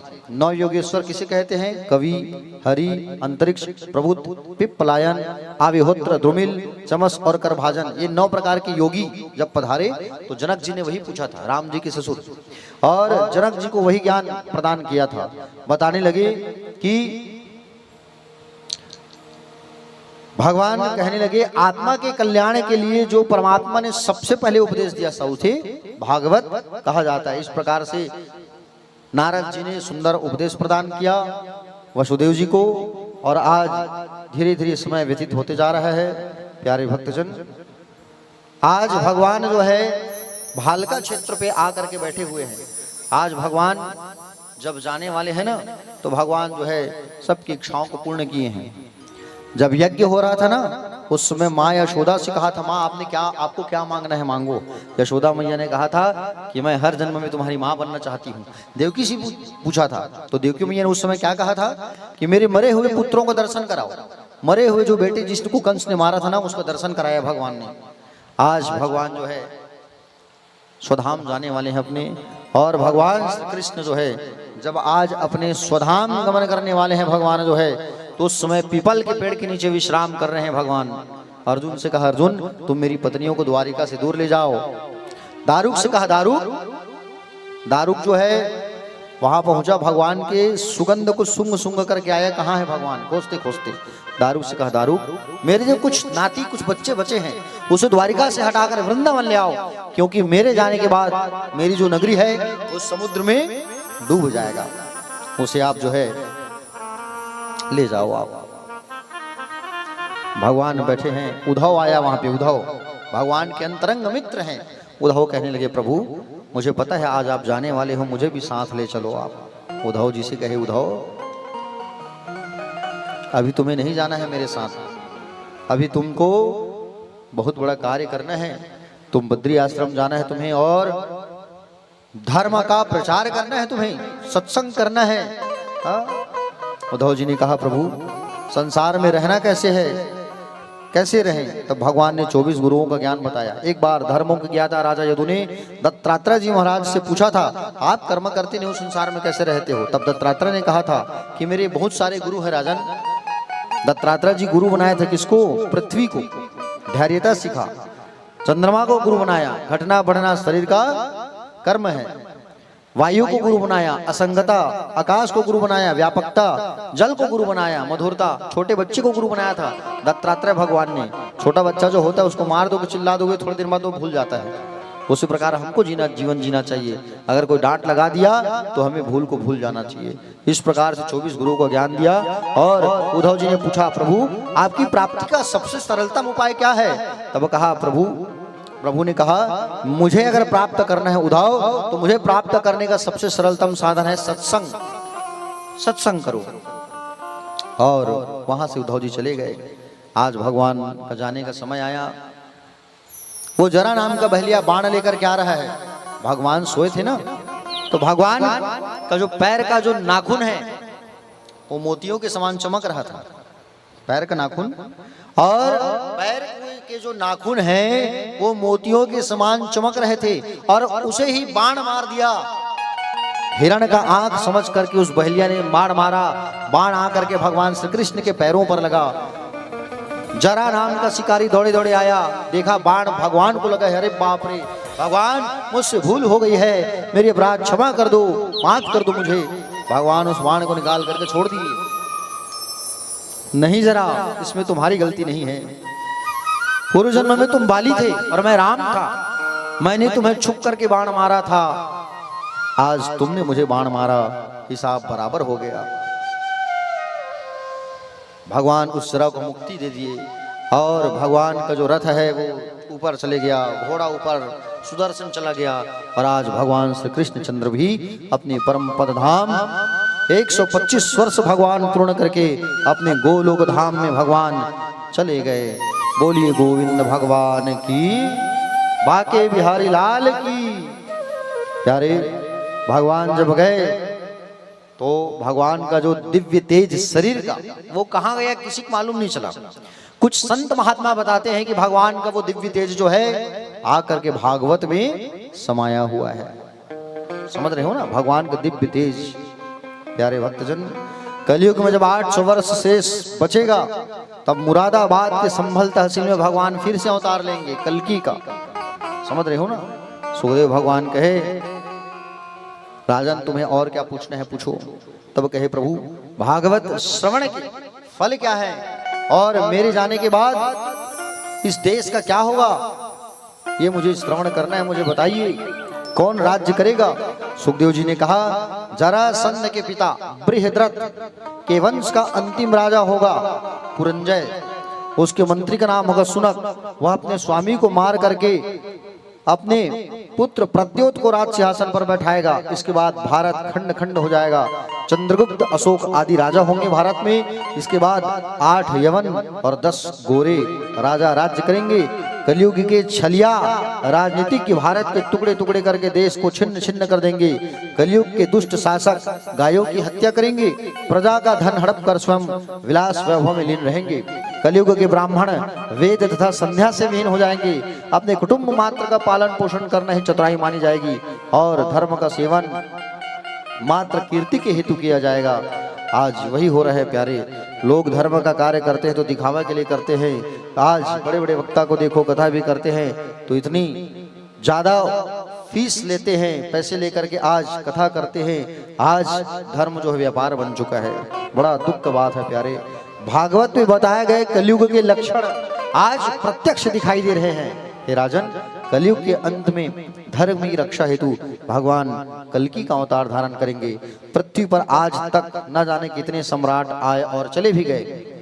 कलयुग के पुरुष नारी के अधीन रहेंगे। स्त्रैणः कलौ नरः, मनुष्य को चाहिए कि अपनी सर्वार्थ सिद्धि के लिए किसी का द्रोह न करे। इस स्कंद में कलयुग के लक्षण, दोष तथा उससे बचने के उपाय बताए गए हैं। सबसे श्रेष्ठ उपाय है तो भगवान का संकीर्तन, भगवान का सत्संग। प्यारे भक्तजन, 5 प्रकार का फल भागवत कथा श्रवण के प्राप्त होते हैं। समझ रहे ना? परीक्षित जी ने कहा, महाराज आपने व्यापक ब्रह्म का दर्शन मुझे कराया है और आज मैं निर्भय हो गया हूँ। भागवत कथा श्रवण के 5 फल मिलते हैं। भागवत सुनने के, भागवत कथा श्रवण करने के 5 फल। पहला है निर्भयता, दूसरा है निसंदेहता, तीसरा है हृदय में प्रभु का साक्षात प्रवेश, चौथा है सभी में भगवत दर्शन और 5वां है परम प्रेम। प्रभु ये 5 मैंने प्राप्त कर लिया आपसे। धन्य है कि आपने मुझे भागवत की कथा सुनाई। प्यारे, परीक्षित कहने लगा, प्रभु जैसे जैसे आप मुझे कथा सुनाने लगी ना, प्रथम स्कंद सुनकर के परमात्मा के दाहिने पैर का दर्शन हो रहा था और दूसरे स्कंद की कथा सुना तो दूसरा पैर दिख रहा है। इस तरीके से जैसे जैसे कथा सुनते गए ना राजा परीक्षित, तो भगवान के शरीर का निर्माण होते गया। 11वें स्कंद में जब पहुंचे तो दोनों हाथ को उठा करके परीक्षित को बुला रहे हैं, आओ परीक्षित, आओ मेरे पास। और जैसे ही 12वें स्कंद की कथा सुनाने लगे थे तो प्यारे, आत्मा जो है जा करके परमात्मा में समा गया और सुखदेव भगवान वहां से चले गए। तक्षक नाग आया और तक्षक नाग आकर के इस नश्वर शरीर को डस लिया। आत्मा तो पहले ही भगवान में मिल चुका था। और प्यारे भक्तजन, शरीर को आकर के तक्षक नाग डसा है। परीक्षित के जो पुत्र हैं, सांपों को मारने के लिए जन्मेजय जो है यज्ञ करने लगा, तो आस्तिक मुनि जो है आकर के इनको समझाए हैं कि तुम ऐसा कुछ मत करो। यज्ञ को शांत करवाया। प्यारे, यहाँ पर भगवान की जो कथा है वो पूर्ण हुआ। कथा जो आप लोग सुने हो उसे जीवन में उतारना, तभी आपका जीवन जो है सार्थक होगा। सत्कर्म का कोई अंत नहीं होता है प्यारे, जीवन के अंत तक सत्कर्म करते रहो। कथा श्रवण के समय वक्ता और श्रोता से जाने अनजाने कुछ दोष हो जाने की संभावना रहती है। गलतियां होती है कथा सुनते समय श्रोता से और वक्ता से। आओ हाथ जोड़ करके भगवान से हम लोग क्षमा याचना मांगते हैं। 3 बार आप लोग सबसे पहले मेरे साथ कहिए 3 बार, श्री हरिये नमः, श्री हरिये नमः, श्री हरिये नमः।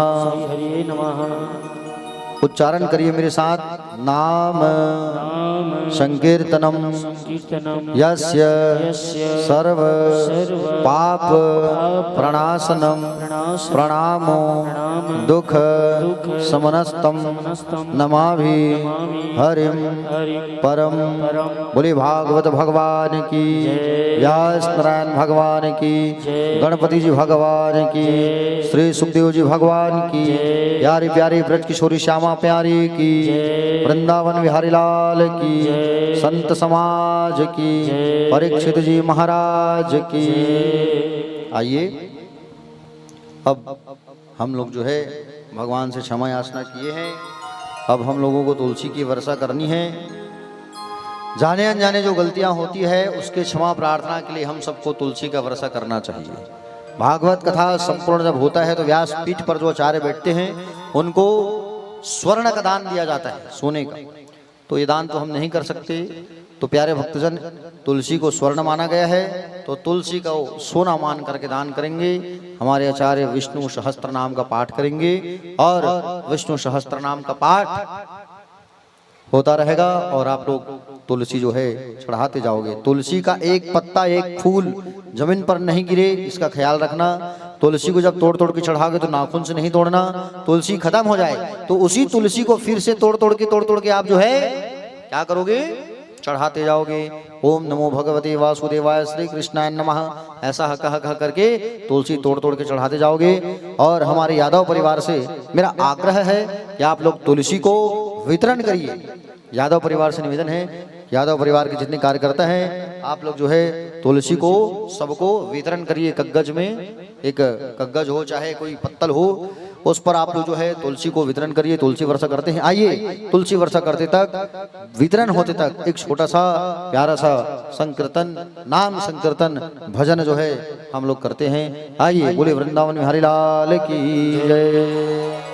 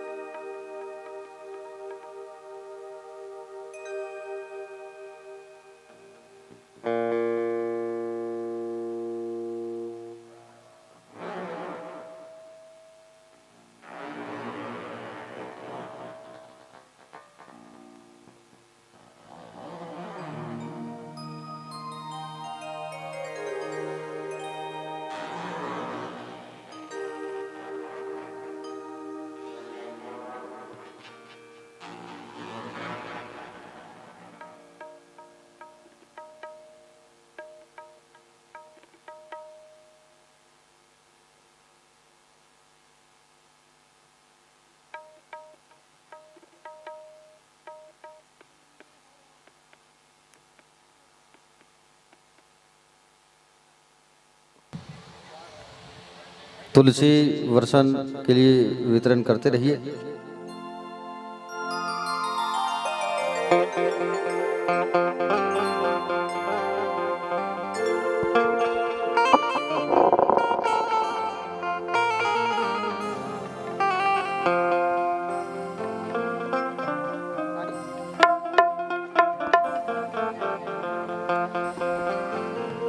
अगर उनसे मिलने की दिल में हो तमन्ना,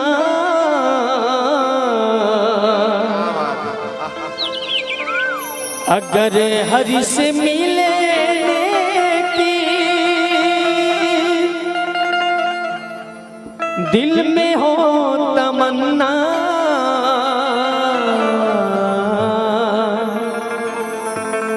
दिल में हो तमन्ना,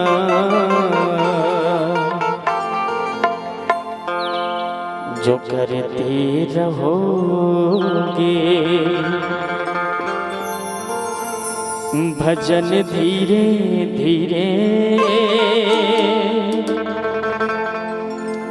तो मिल जाएगा वो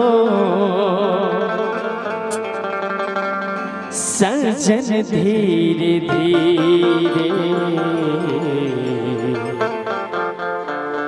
जो करते रहोगे भजन धीरे धीरे जो करते रहोगे भजन धीरे धीरे तो मिल जाएगा वो सजन धीरे धीरे जो करते रहोगे भजन धीरे धीरे जो करते रहोगे भजन धीरे धीरे तो मिल जाएगा वो सजन धीरे धीरे तो मिल जाएगा वो सजन धीरे धीरे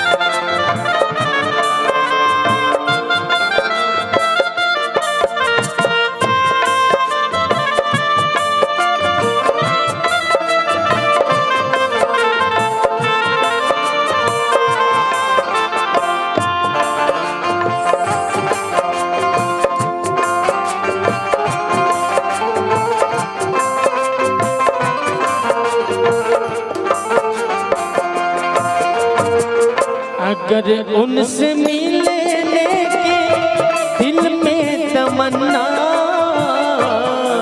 उनसे मिलने की दिल में तमन्ना अगर हर से मिलने की हो दिल में तमन्ना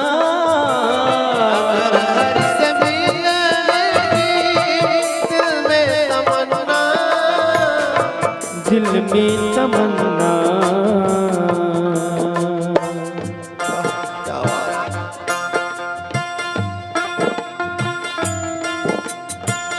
अगर हर से मिलने की दिल में हो तमन्ना अगर हर से मिलने की दिल में हो तमन्ना तो क्या करेंगे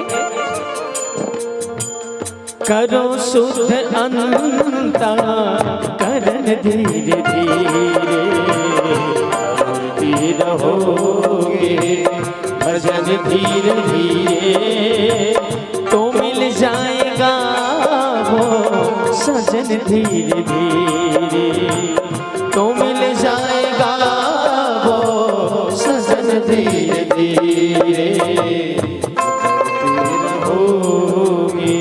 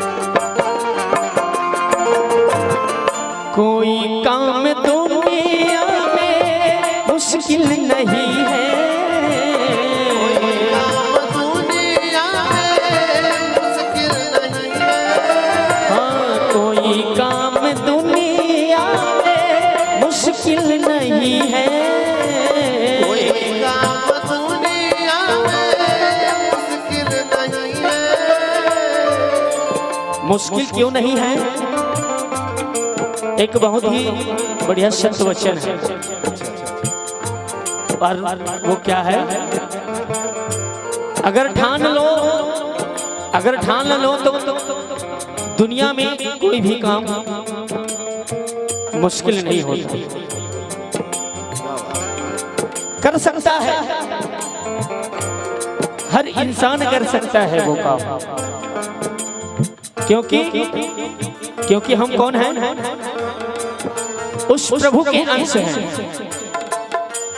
ईश्वर अंश, जीव अविनाशी। इसलिए प्रयास करिए, अवश्य करके सफल होंगे। और कहेंगे कोई काम दुनिया में मुश्किल नहीं है,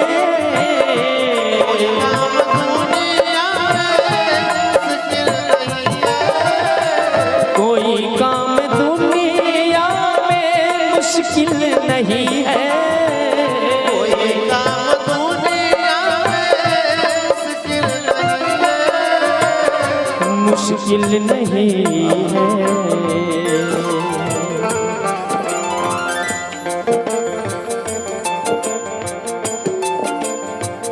कोई काम दुनिया में, कोई काम दुनिया में मुश्किल नहीं है, दुनिया में मुश्किल नहीं है। तो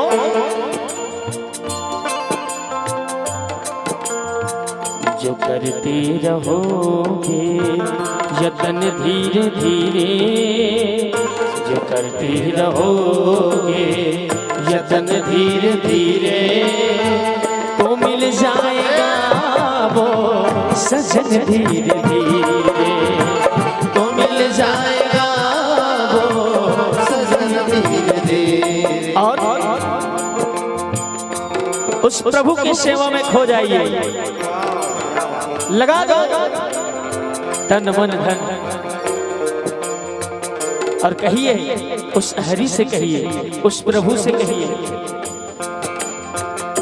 करो सेवा प्रेम से, सेवा हरि की करो,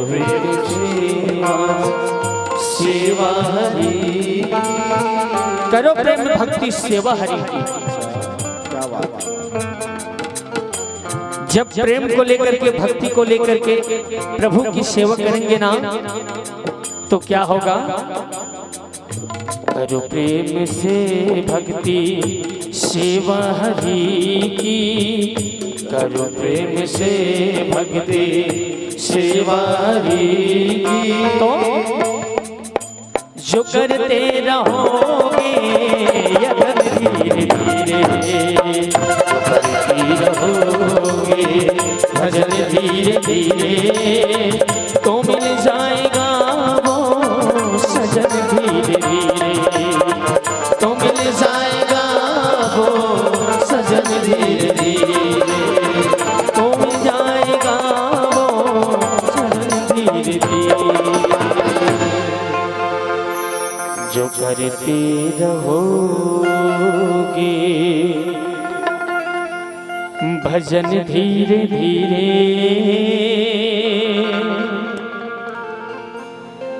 तो मिल जाएगा वो सजन धीरे धीरे। बोल बाके बिहारी लाल की राधे राधे।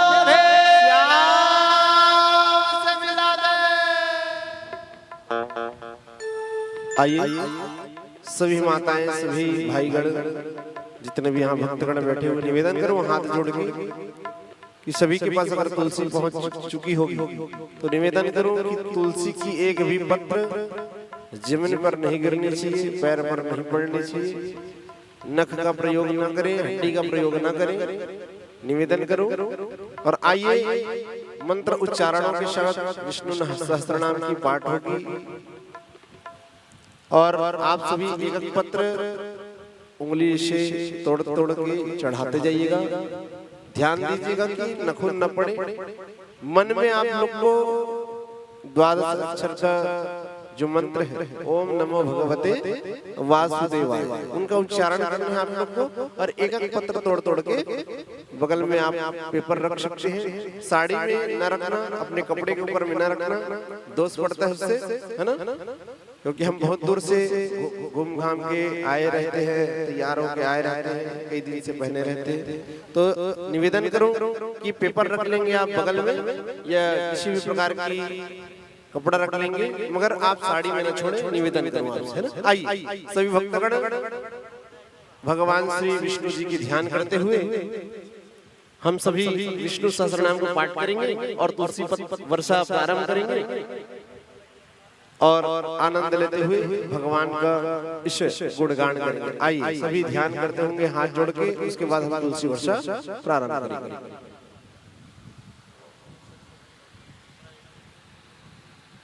हरि ओम श्री गणेशाय नमः, श्री वेद पुरुषाय नमः, श्री परमात्मने नमः, श्री गुरुचरणकमलेभ्यो नमः।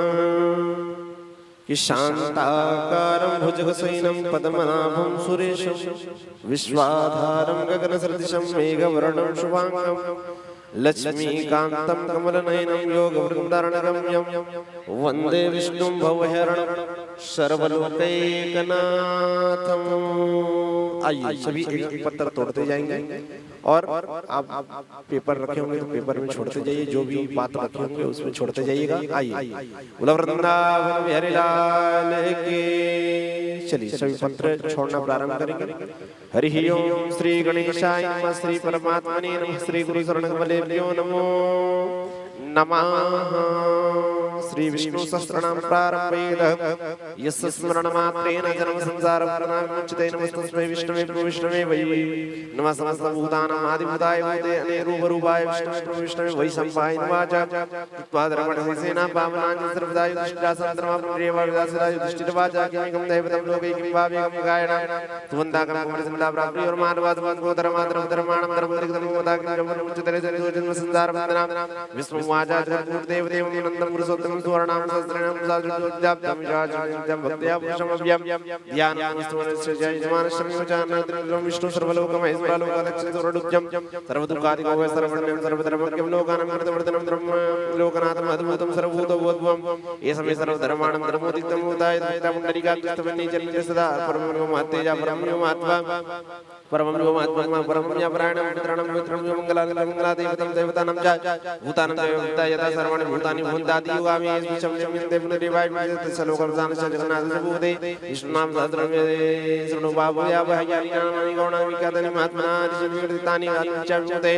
हरि ओम विष्णु सरकार भूत भूत्या भूत भूत भूतभावर भूतात्म भूतभावन भूतात्म परमात्मा प्रजापतिनां परमागति अव्याय साधक क्षत्रज्ञो एवं योग योग विधानता प्रधान कृष्णपुरा नारसिंहं गौ श्रीमान कृष्णवापुरुषोत्तमा सर्व सर्व शिवस्थान भूतादि निरव्या समोर्धा मनोवर्ता समदा भूश्वरा स्वयं समरादितं स्वराक्रम स्वरानंदाता दाता प्रमेय ऋषिकेश भस्मनाभ प्रभु विश्वकर्म कर्मसृष्टा ताविष्टो दुराग्रह सदा कृष्ण लोहिता प्रवृत्तस्नाम प्रवृत्ति गुरुदाम प्रवृत्तम मंगलम ईशान प्राणदा प्राणजिष्टा जटा प्रवृत्ति हिरण्यगर्भ गर्भ मात्र मधुसूदनाम ईश्वरो विक्रमे धर्मेदा विक्रम अंतमुदरादर तक्योक्तात्मा सुरेश शरण कर्म सुरेदा पूजा सर्व व्याला सर्वदर्शनाम अचा सर्वेश्वराजते सिद्धि सर्वात्म अच्युता आत्मा सर्व युगा सुदा सर्व सर्वमान सत्ता समात्मा समजान राम गौंडरी आचरण कर्म विचार करते रुद्र बहुसराम प्रोशरोनी सुजि सर्वाम दासान महाराज महादेवा सर्व दान विश्वचेनो जनार्दन वेद वेद वेदव्यंग वेद वेद वेद कविलोदा जराजत्या धर्माचार्य तक्ता आत्मा चतुर्विशाल चतुर्विशाल चतुर्भुजा राजश्री सोदर मुक्ता सहित जगदाज ज्ञान वंज्यो चेदा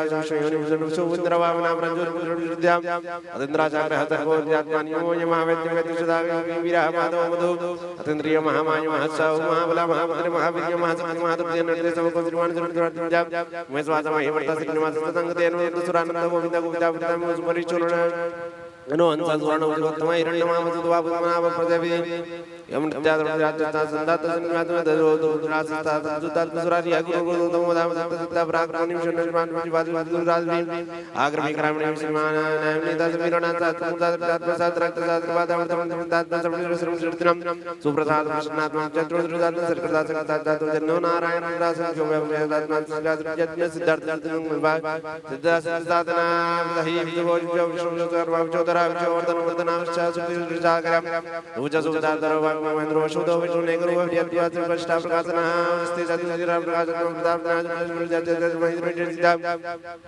अमृता सुभो जानो सरविंदो सुरेन्द्रः अजा सुरेश्वर अवसतम जगतम देतु सत्यधर्म पराक्रम भूतम व्यावनाथ नाम भवनो नि युगादि विद्यार्थन एकमाय महागणा शूद्र जाति इष्ट विशेष खंडात श्रोतदा गोता वेदम योद्रण गतिवादिता दात वाक्य योगिनी ग्रहण गदा तन्न संदाद रौद्रियो वंतो आयवान वासुदेव वेदमान माधुरी व पुरंदरा सुस्तारण स्तार सुरेन्द्र जनकराम अनुकूल सलाप्रतो वदविना वेचना नाम वरविंदाक्ष ब्रह्मधर्म वीर वीर मर्च कबला दर्द नियम जात नाम नगरन गद्दर नगरन गुरुदाब प्रबलचना मतना उतो उतो वजन से क्रम वर विचार कारण करता करता मुगदाब स्थान राम राम नियम नाम कुटा तुकार सुदर सरास राज का मेरे पीछे बरी राहु समस्त रोज रचना मधुर दक्षिणा विस्तार स्थान उत्पन्न विजय प्रार्थना अर्थ महामदना जात महादाब त्रेम चाति चामा चाति समीहने यज्ञ यज्ञ विराज को जदा सर्वते राज तमन सुप्रसाद चैतन्य चोइत्र विद्याम मनोहर सत्य प्रतावाच निर्वाण राज योगी निद्रण गदा वत्सल वत्सल नाम धनेश्वर राज योगी निद्रण गंजा गर्भस्त्र सीन भूतल जनार्दन आदिदेव महादेव महादेव महात्मा तमोदर उपदेशकर्ता योनि गदा शोषणपानी योगदा इदा गुण नाम योगि निग्रहण गदा योगि निग्रहण योगि निग्रहण अधिष्ठान राज महिम राजता मर्ज कबलाचार मित्र जाम योगि निग्रहण गदा जोग्रहण गदा वाय वाय वेदमान रे वंदरा वे निग्रहण राशि योगि निग्रहण गदा सुभद्र पर धर्म नजर शाम शाम शरण दाम योगि निग्रहण गदा योगि निग्रहण योगि निग्रहण गदा याग निग्रहण करते योगि निग्रहण गदा अनिर्वृत सन्मान जोर दासना जय वाय वाय गदा राम लोना सदा जोदान योग निग्रहण करते काले नारी कलात्मनो योग ने सूरज नाचना काम देव काम वाला काला काम जोदात जोधरेंद्र जन ब्रह्मण ब्रह्मणदना ब्रह्मण ब्रह्म महाग्रह महातेज महारग महात्मा सब सब योगि निग्रहण गदा योगि निग्रहण गदा वसुदेव वसुदेव वरुणराज वरुणरारायण सूर सेनो दूसरे शास्त्र सचुदात भूतवासु वासुदेव योग निग्रहण शमुद्र मूर्तिरान एको नहीं को जगन में स्वर्ण में मंगल जात में आम जाते ना योग निग्रहण गदा आगे लाते नाम देतो राम योगि निग्रहण गते योगि निग्रहण सर्वत्र जरूरत जरूरत तमाम वर्तमान दुर्लभ दुर्गमान जाते इंद्र कर्म महाकर्म महागुदा उंदर उदर दुर्लोचना कुंदरा कुंदरा गुजर जन जाम तुला सुलभासु सुदातनम योगि निग्रहण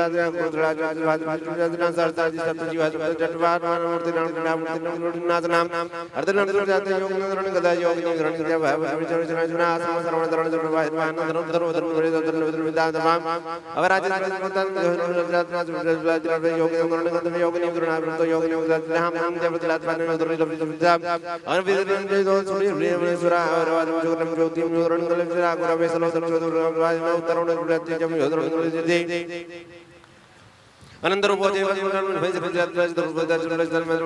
अनादि विलास योग भेज शोधन करते भी योग विता भी विक्रमात देव प्रमाण यम योग निग्रहण जाते योग राज विता आत्म जात वैक्रम गायन देवी के श्री सच्चिद बाबा नाम संग भी जग जोड़ धरा धरा धरा वाण सर्वरण ओम सर्वरण ओम इदम कृतरेश जाके वशना महात्मा नाम सर्व व्याचाम विक्रम याई दम द्रोण यात दम कृतिनाज ओम जात जात मान भाविता ब्राह्मण सर्वदाम यम यम विलवेशम द्रोण योगानाम द्रोण गते योगिनाम द्रोण यदिन सर्वात्मा निवशि यात जिदा योगस्ति द्रोण गाजिनम योगि निग्रहण गदा योगि निग्रहण गदा सेनि यद्यन भूतम भुजल जात योगरण गदा ना वयम वयम तद्वनम तेजो द्रोण जात रोग जात जातनम योगि निग्रहण गदा ततो जात जात होय जात वासुदेव नाम योगि निग्रहण गदा कार्तव प्रदेशोदानम योगिनी ग्रहणी दाई योगिनी लाद्रजात द्रवाव धर्ममा वैष्णवाजो देव भक्तनाम ग्रहणी दाई योगिनी ग्रहणी के दव योले विवाजनाम ओम तम भगवते याद नाना गोजो नाम सजन लभोन दुतामते भ्रते तुम नाना ग्रहणी ग्रहणी ततवा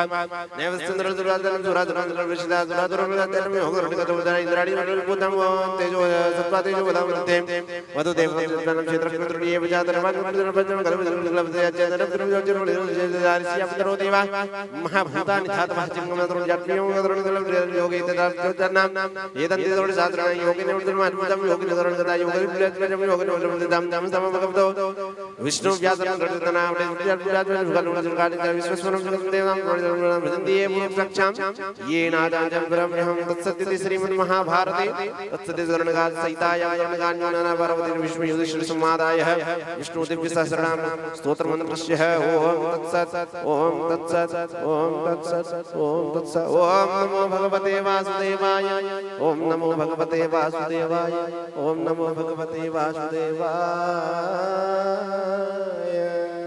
बोला वृंदावन बिहारी लाल की जय। आइए सभी तुलसी पत्र एकत्रित कर लेंगे और एकत्रित करके आगे भगवान के चरणों में समर्पित करते हैं। व्यासपीठ के सामने भगवान श्री कृष्ण जी विराजमान हैं। आप सभी एक एक करके उठते जाएंगे और देखिए परीक्षित जन ऊपर आ जाएंगे। दोनों परीक्षित जन जो जोड़ी है माता जी और पिताजी दोनों ऊपर आ जाएंगे और परीक्षित जन ऊपर आएंगे और बाकी सब जो है वहाँ भगवान श्री कृष्ण जी विराजमान है आसन पे, पीतल के आसन पे, वहीं आप छोड़ देंगे। जितने भक्त हैं एक एक करके आते जाइए और परीक्षित जन बस ऊपर आएंगे, है ना, केवल परीक्षित जन आइए। तो तपस्या चढ़ोतरी की कार्यक्रम आगे बढ़ेगी, चढ़ोतरी की संकल्प होगी। जो भी आपको चढ़ाना हो बारी बारी आते जाएंगे। बाद में जब पहले संकल्प होगी परीक्षित जन संकल्प करेंगे तो तपस्या यहाँ पर बारी बारी आओगे, यहाँ बस चढ़ोतरी की कार्यक्रम आगे बढ़ेगा। बोलो जय श्री कृष्ण, जय राधे, जय घनश्याम, हर हर महादेव। आइए मुख्य परीक्षित जन ऊपर आएंगे और चढ़ोतरी के कार्यक्रम की आगे बढ़ाएंगे। आइए चढ़ोतरी की संकल्प करते हैं। आइए मुख्य परीक्षित जन ऊपर आ जाइएगा।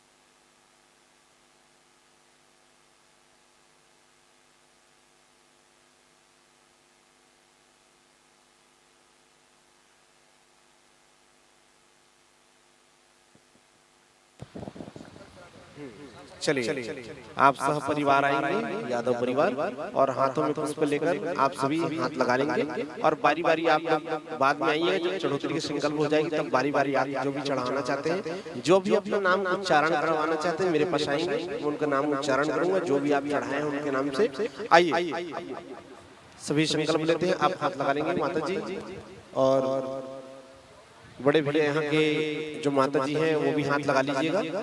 हमारी परीक्षित जन की माता जी है वो भी हाथ लगा लेंगे और बोलेंगे मेरे साथ, बोलेंगे ओम विष्णु विष्णु विष्णु हरि ओम विष्णु विष्णु विष्णु श्रीमद्भगवतो महापुरुषस्य विष्णुराज्ञावर्तमानस्य प्रमुदिया प्रारार्थे श्री शिवारः कल्पे वैवस्वन्तरे अष्टाविंशतितमे कलियुगे कलियुगं चरणे जम्बूद्वीपे भारतवर्षे आर्यावर्तदेशे भारतदेशे छत्तीसगढ़ धमतरी जिलांतर्गते धरणगाम रामसागर परक्षेत्रमध्ये यादव परिवार कल्याण पुत्र मोक्ष प्राप्ति हेता धरणगाम दीपांशु यादव कुशेतर जन्म परमार्थे वीर विक्रमादि 2082 सिद्धार्थ नाम संवत्सरे उत्तरायण ग्रीष्म मासे कृष्ण क्षेत्र